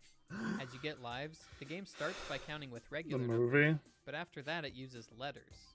And then after that, it starts using every tile Did of that have like to David represent Hasselhoff your in it? number of lives. Just like the letter A can represent a number. I've seen my sister this play. little I'm not like the tile biggest can SpongeBob also fan. represent a number. And another I mean, one of I those like tiles it in the just game fine. that There's can some funny represent a stuff. number is the blank character. Every tile in the game has an associated value in memory. Here's a table of all of them in order. If we look through them, okay. we'll find Let's that see. the 36th one in here is the blank character. This character represents the number 36. That means the minus world is world 36. Very That's cool. a powerful warp pipe. Very moving cool. us forward 35 worlds. So, great. We have a little trick here that lets us make it to world 36. Our reward for making it here is a copy of level 7-2, which 7-2 is already a copy of 2-2. I hate So that's that level. not really that exciting. If you use hacks I or hate it. cheats to go to other worlds beyond World 8, you can get all sorts of crazy looking levels. That's pretty Unfortunately, cool. The one glitched world we can access without cheats is actually a pretty boring one. There was a chance we could have gotten something really cool for this world. And we did, on the Famicom Disk System version. There are a lot of That's different pretty cool. versions of Super Mario Bros. Most of them are the exact same game, just packaged differently. Even in the ones where there are multiple games on one cartridge, the game itself... See, everyone shows this, that Mario Duck Hunt cartridge. I never had that. I had the one with my NES was Mario Duck Hunt and World Track Meet or whatever.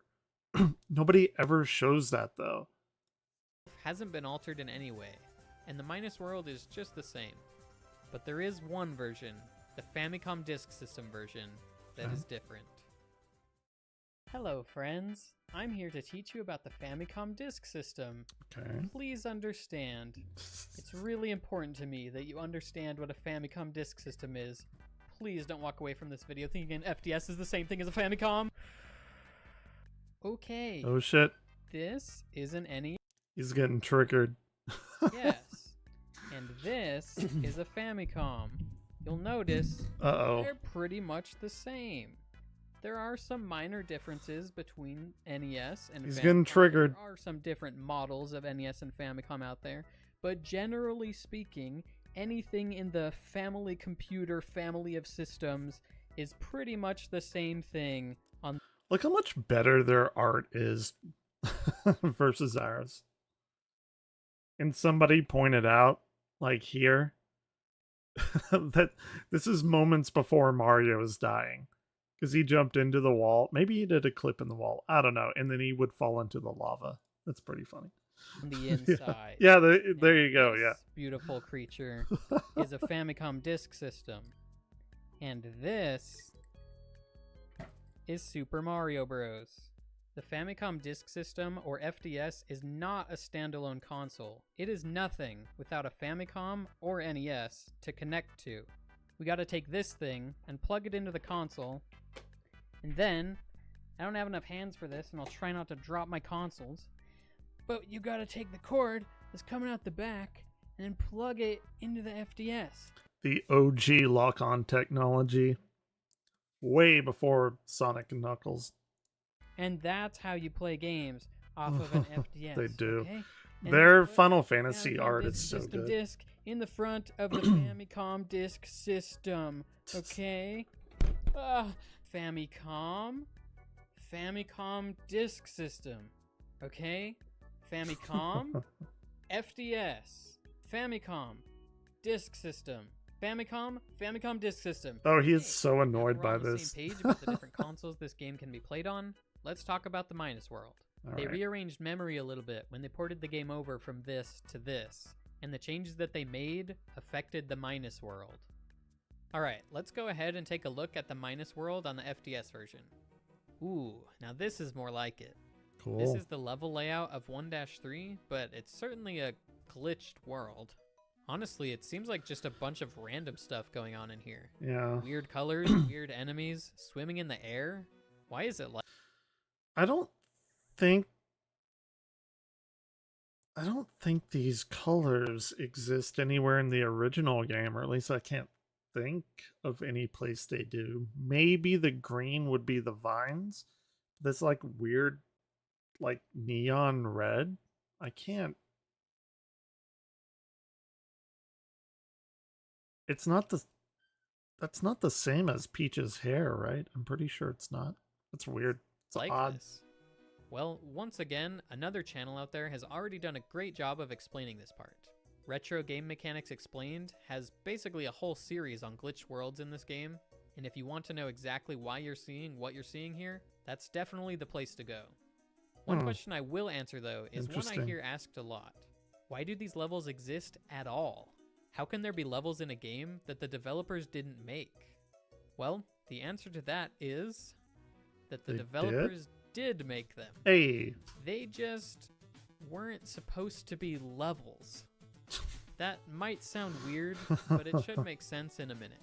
God. Let's go back to the weird life counter from earlier. These tiles are supposed to be in the game, right? They're just not really supposed to be used to represent your life count. The minus world is like that. Okay. It's data in the game, but it's not supposed to be used to generate levels. Everything in computers is just numbers at the end of the day. There's no letters, there's no pictures, only numbers. The NES can use numbers ranging from 0 to 255, and we just assign one of these numbers to everything in the game. This works great when the right things are interpreted the right way. For example, if we interpret each of these numbers on screen as letters and go and grab the corresponding letter for each of these values, they can form an intelligible word.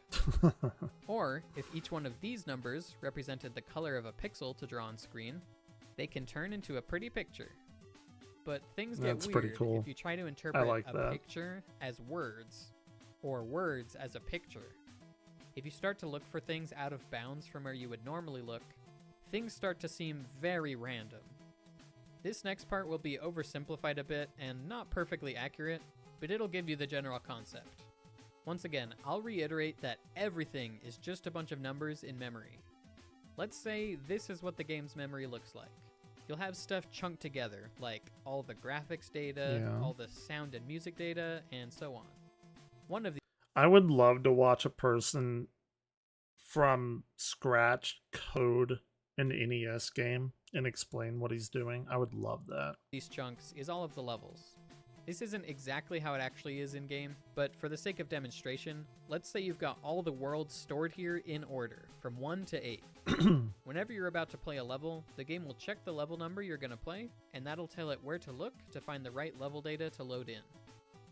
Sure. But now let's say you're playing an unusual level.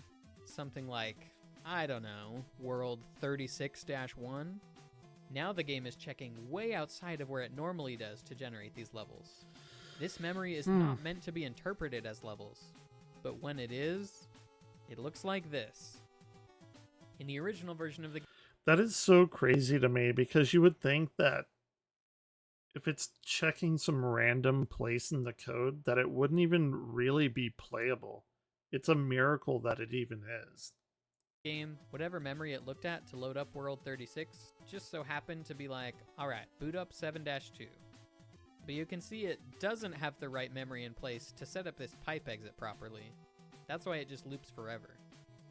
Thankfully, we got one version of this game with memory organized a little differently, so when the game looks to find World 36, it finds something completely different and way more interesting.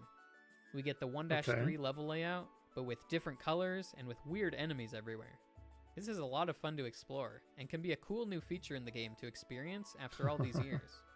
Miyamoto, one of the creators of this game, said it himself. It's a bug, yes, but it's not like it crashes the game, so it's really kind of a feature, too.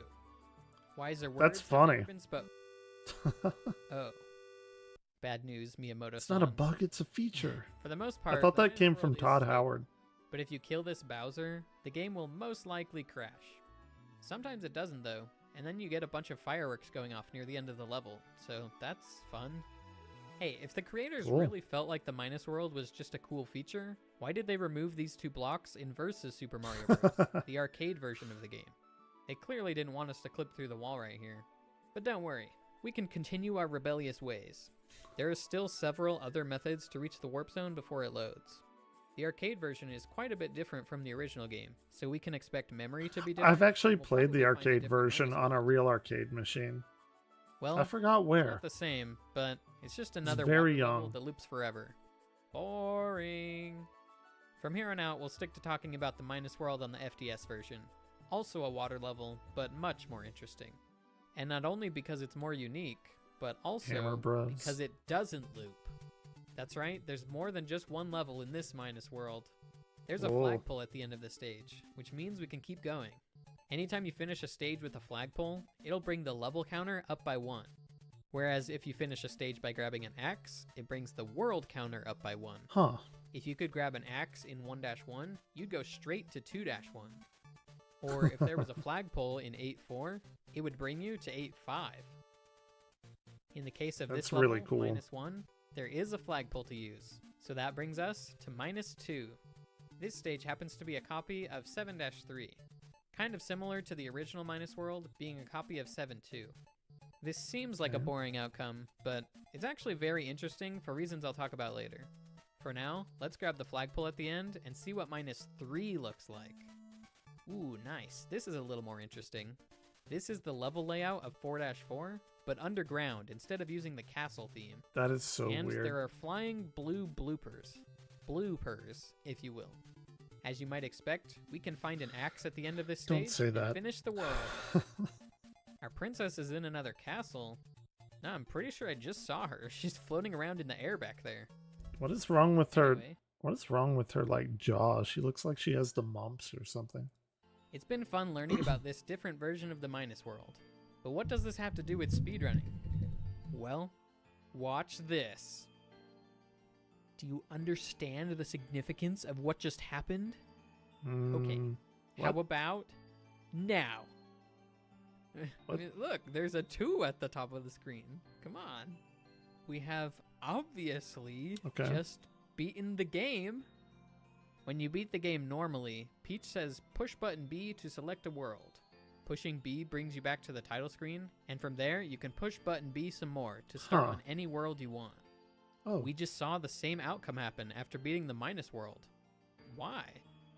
Well, the game figures you've beaten the game when you touch the axe in World 8. Or any Sure. world after that. If you touch the axe in World 8 or higher, then the game is considered beaten. that's really odd. That I'm thinking in the code, you would think that they would put like world, like you beat the game if it's equal to World 8 axe instead of greater than. Like, why would they? I don't know. I'm gonna shut up. They probably have their reasons. We just beat World 36, which is greater than 8. So I guess we just saved the Mushroom Kingdom. We beat the game. Okay, Cool. obviously we didn't. But this is kind of a cool secret ending hidden in the game. It would make for a fun speedrun category, in addition to the regular way to beat the game. We could call it something like Minus World Ending. Hell yeah. Alright, let's finally talk about the Minus World Ending speedrun. In some ways, you could consider this an any % completion of the game, since as far as the game knows, we did beat it. But we all know that we didn't really beat it. One interesting idea though is using the Minus World to be able to select World 8 from the title screen, and maybe you could get the actual ending faster that way. But you Okay. reach World 8 about 35 seconds slower doing that, which I think is probably a good thing in the end. The Minus World can just be its own fun separate side category. Okay, time for the speedrun breakdown. Let's first notice that this category is half as long as regular SMB1 any %, so it shouldn't be a Okay. surprise when I say that this run is even more optimized than the regular 454 run. Shorter runs are These naturally people. easier This to guy is way too good but we at the still game. have to go for some insane stuff to squeeze out What the all the hell? possible time there is to save in this category. You'll see what I mean later. Okay, starting the run off, 1-1 is the same as always. You take the pipe, you do a flagpole glitch. I've shown this a bunch of times for other categories. 1-2 is almost the same. The fastest How do- way to get to the Minus How World do people is the same pipe like clip that's figure used this in shit 80%. out? But things get different once we get to the They have warp to zone. like reverse engineer the 80% code or run, something. We actually go to the right side of the warp zone. Even and then, back to the like, left. come on. If you've ever seen that and wondered why, now you know. You have to do that so you don't go to the Minus World. But in the Minus World ending speedrun, that's of course where we want to go. We can run out of the wall and just hold down to go straight in. There's only one frame to spare on the frame rule here, so you need a very good clip to make sure that you don't lose time. In the earlier days of Minus World ending speedruns, people used to get a mushroom or do the more Darbian. traditional I method know to get to the Darbian. Minus World. But modern runs That'd are be matching Iron. the tasks here. Oh, did they Now get for the swallowed fun up by part. a bigger Let's talk about the company? levels Or did that are they just, unique to like, this go out of category. business? In general, -1 isn't a hard stage. You just swim to the right. There's not really much optimization to do here other than don't hit a wall. I will miss say, this Sierra category has us and New pretty well World ignoring computing, Peach, going off on our own quest instead of saving so her I for understand the Makeover. feels. So you gotta make sure to give her some attention while you're here. Oh, right on the lips. What? When we get to the flagpole, we have a rare opportunity. Gotcha. It's not often you come to a flagpole while still underwater. We get to do a very special trick here. But first, you'll notice there's actually not a flag on this flagpole. For a long time, I just thought there was no flag because Okay. it's a glitched world or it's underwater or it's something. But this is just a genuine flag despawn. If you want to know exactly how flag I despawns remember- in the game, watch this Hold video on. I made which talks all about them.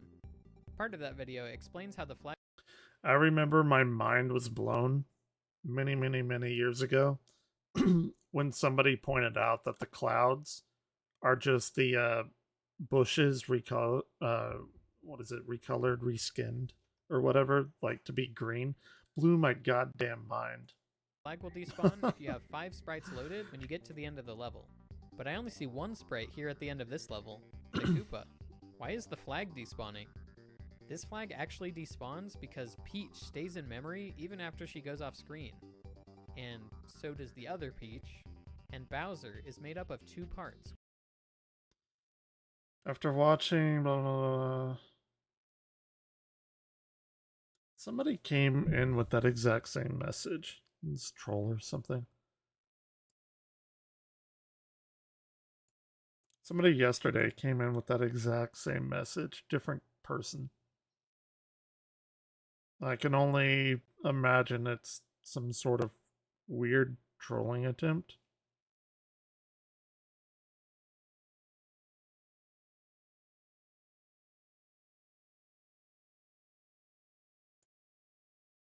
You get timed out.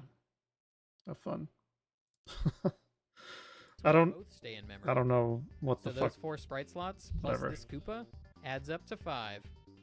Thanks to the flag despawning, we have a faster flagpole than we usually would. But it's actually still not fast enough for our taste. If you've seen enough of my videos, you'll be familiar with full flagpole glitch. It's what happens when you can grab the flag from so low that you don't even make it up onto the block. Normally the timer countdown starts from Mario walking over to the castle, running into this solid block, and then Sure. once he does, it starts. Which, by the way, if you grab the very top of the flagpole in -1, you'll overshoot the solid block, and yeah. Oh, Okay, soft but locked. anyway, we usually do full flagpole glitch by clipping in the ground or getting a bounce off of an enemy, which lets you grab the flag at a lower height than you normally can. Well, we're in an They're underwater far level too right good. now, and swimming lets us grab the flag lower than jumping does. Boom! Full flagpole glitch is possible here, with a frame-perfect swim right next to the flagpole. Runners also have to make sure they don't land on the ground too early here, because as soon as you touch down, you'll start losing speed. And if you lose even a single frame on this level, the timer will tick down to 233, and that will make 3 fireworks go off. Huh. Alright, that's it for -1. A very unique level with a very unique opportunity to do full flagpole glitch. Now let's Cool. talk about -2, a less unique level. This level is already in the game twice, in 2.3 and 7.3.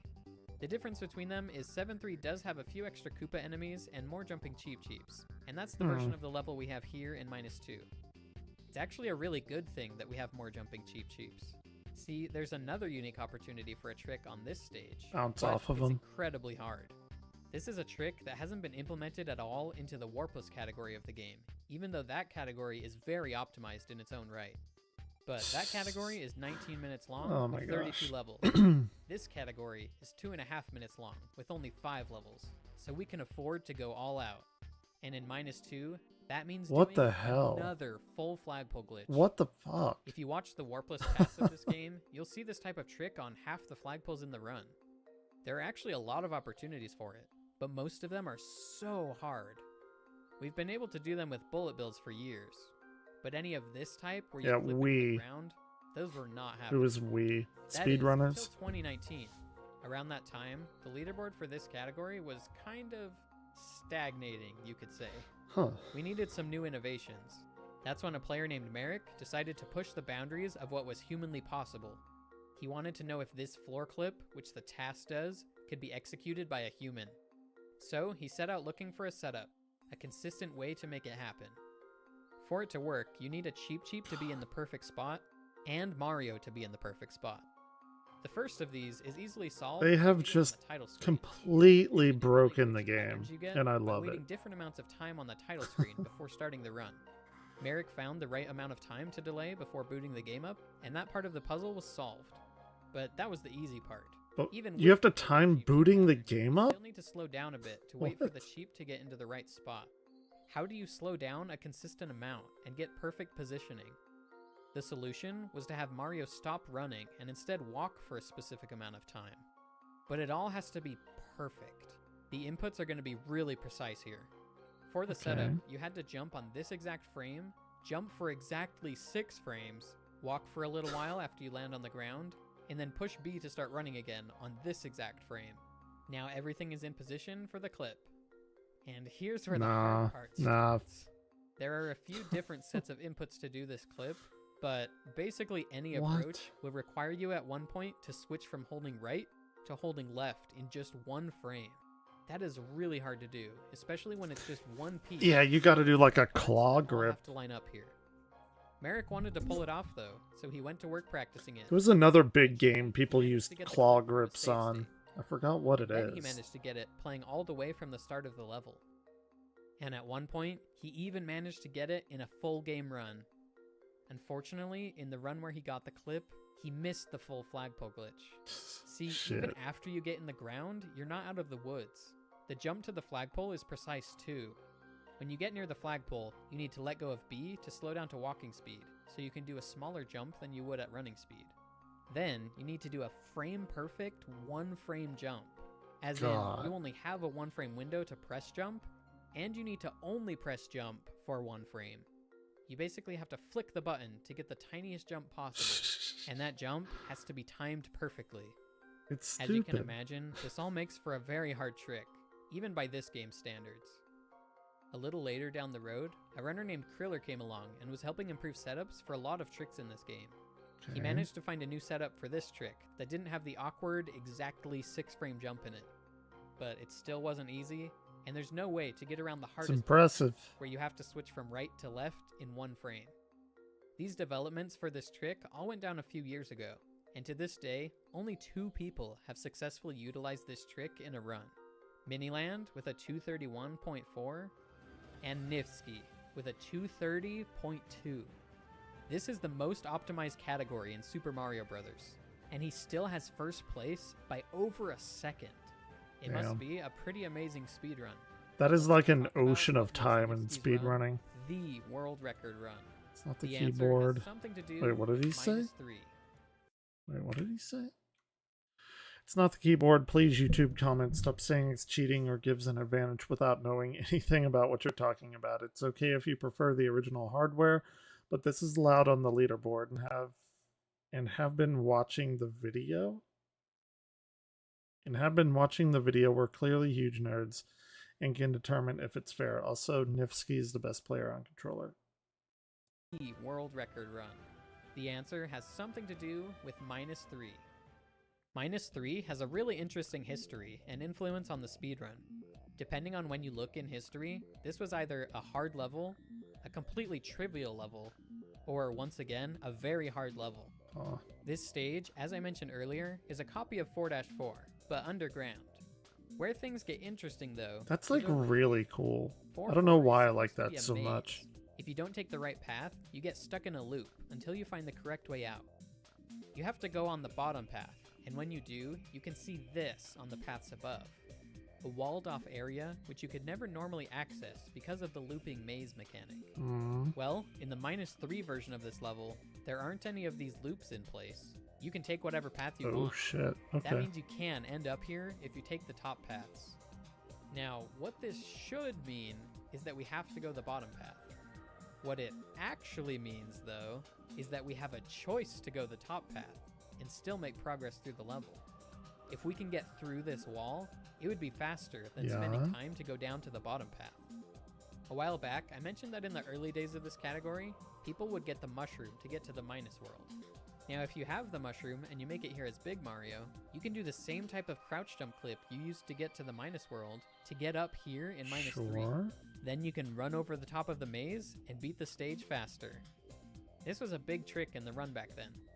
Once people started going for the harder Small Mario clip to get to the minus world, they couldn't do the clip in -3 anymore. 1-2 got a lot harder, but -3 was now basically free. The final time you finished the run at was essentially just determined by what frame rule you got to -3 on. If you got there on a new fastest frame rule by adding an extra flag. Why didn't they do the clip with It's pretty Small much a Mario in that guaranteed little PB singular world block record. on the top path? Most of the time. People started tying each other a bunch in this category because of how straightforward this level was. I had no idea Needed a this solution. category existed. And thankfully, Or maybe I did. there was but one. I know I've already shown multiple clips as Small Mario in this probably video, forgot. so what's the big deal with this one? I mean, you had to do a clip to get to the minus world as Small Mario in the first place. Just do Yeah. it again. Well, we've got a different situation on our hands. Okay, this is what I was talking about. For clipping in general, you want to get as far in as you can during your jump. Usually you get all of the way in, or most of the way in, and then do a couple jumps to make it the rest of the way. But with this ceiling right above us in -3, we really can't jump at the wall from a very good angle. You can't get very far in on your initial jump, Huh. but you can get just barely far enough in to start clipping. And then 4 more jumps from there will finish it off. This trick is hard, but it's a Damn. really good thing that it's possible. Otherwise, we'd inevitably get like 10 people tied for the world record eventually, and it would be really lame. In this same fashion, That's we are cool. really lucky that 8-4 in the regular any% run is such an interesting and difficult to optimize level. It would have been really boring if everyone constantly tied each other there. And if it was like any other castle stage in the game, I wonder if they'll ever figure out like instead, we got a some level that like made for a very brand interesting new speedrun. thing that breaks It's the almost game. like it was meant to be. Alright, everything we've covered so far is the secret to success in Minus World Ending. This is a classic hyper-optimized category where there's a hard trick in every level. And each improvement is just adding one extra trick into an otherwise already perfect run. Back in the day, people got the mushroom and tried to get the Minus Sure. World clip first try. They do the -1 full flagpole glitch and the Big Mario clip in -3. Later, we started going for the Small Mario clip in 1-2. Okay. Skipping the mushroom saved so much time that it was significantly faster, even without the -3 clip. And from there, you could add in flagpole glitches to save a frame rule at a time. But at some point, you were out of frame rules to save, and you Mhm. had to add in the -3 clip. But that wall clip saves more time than the flagpole glitches do, so you could afford to take them out and still get a PB using the clip. Once Huh. we had all the flagpole glitches and the -3 clip, the category was nearing its end.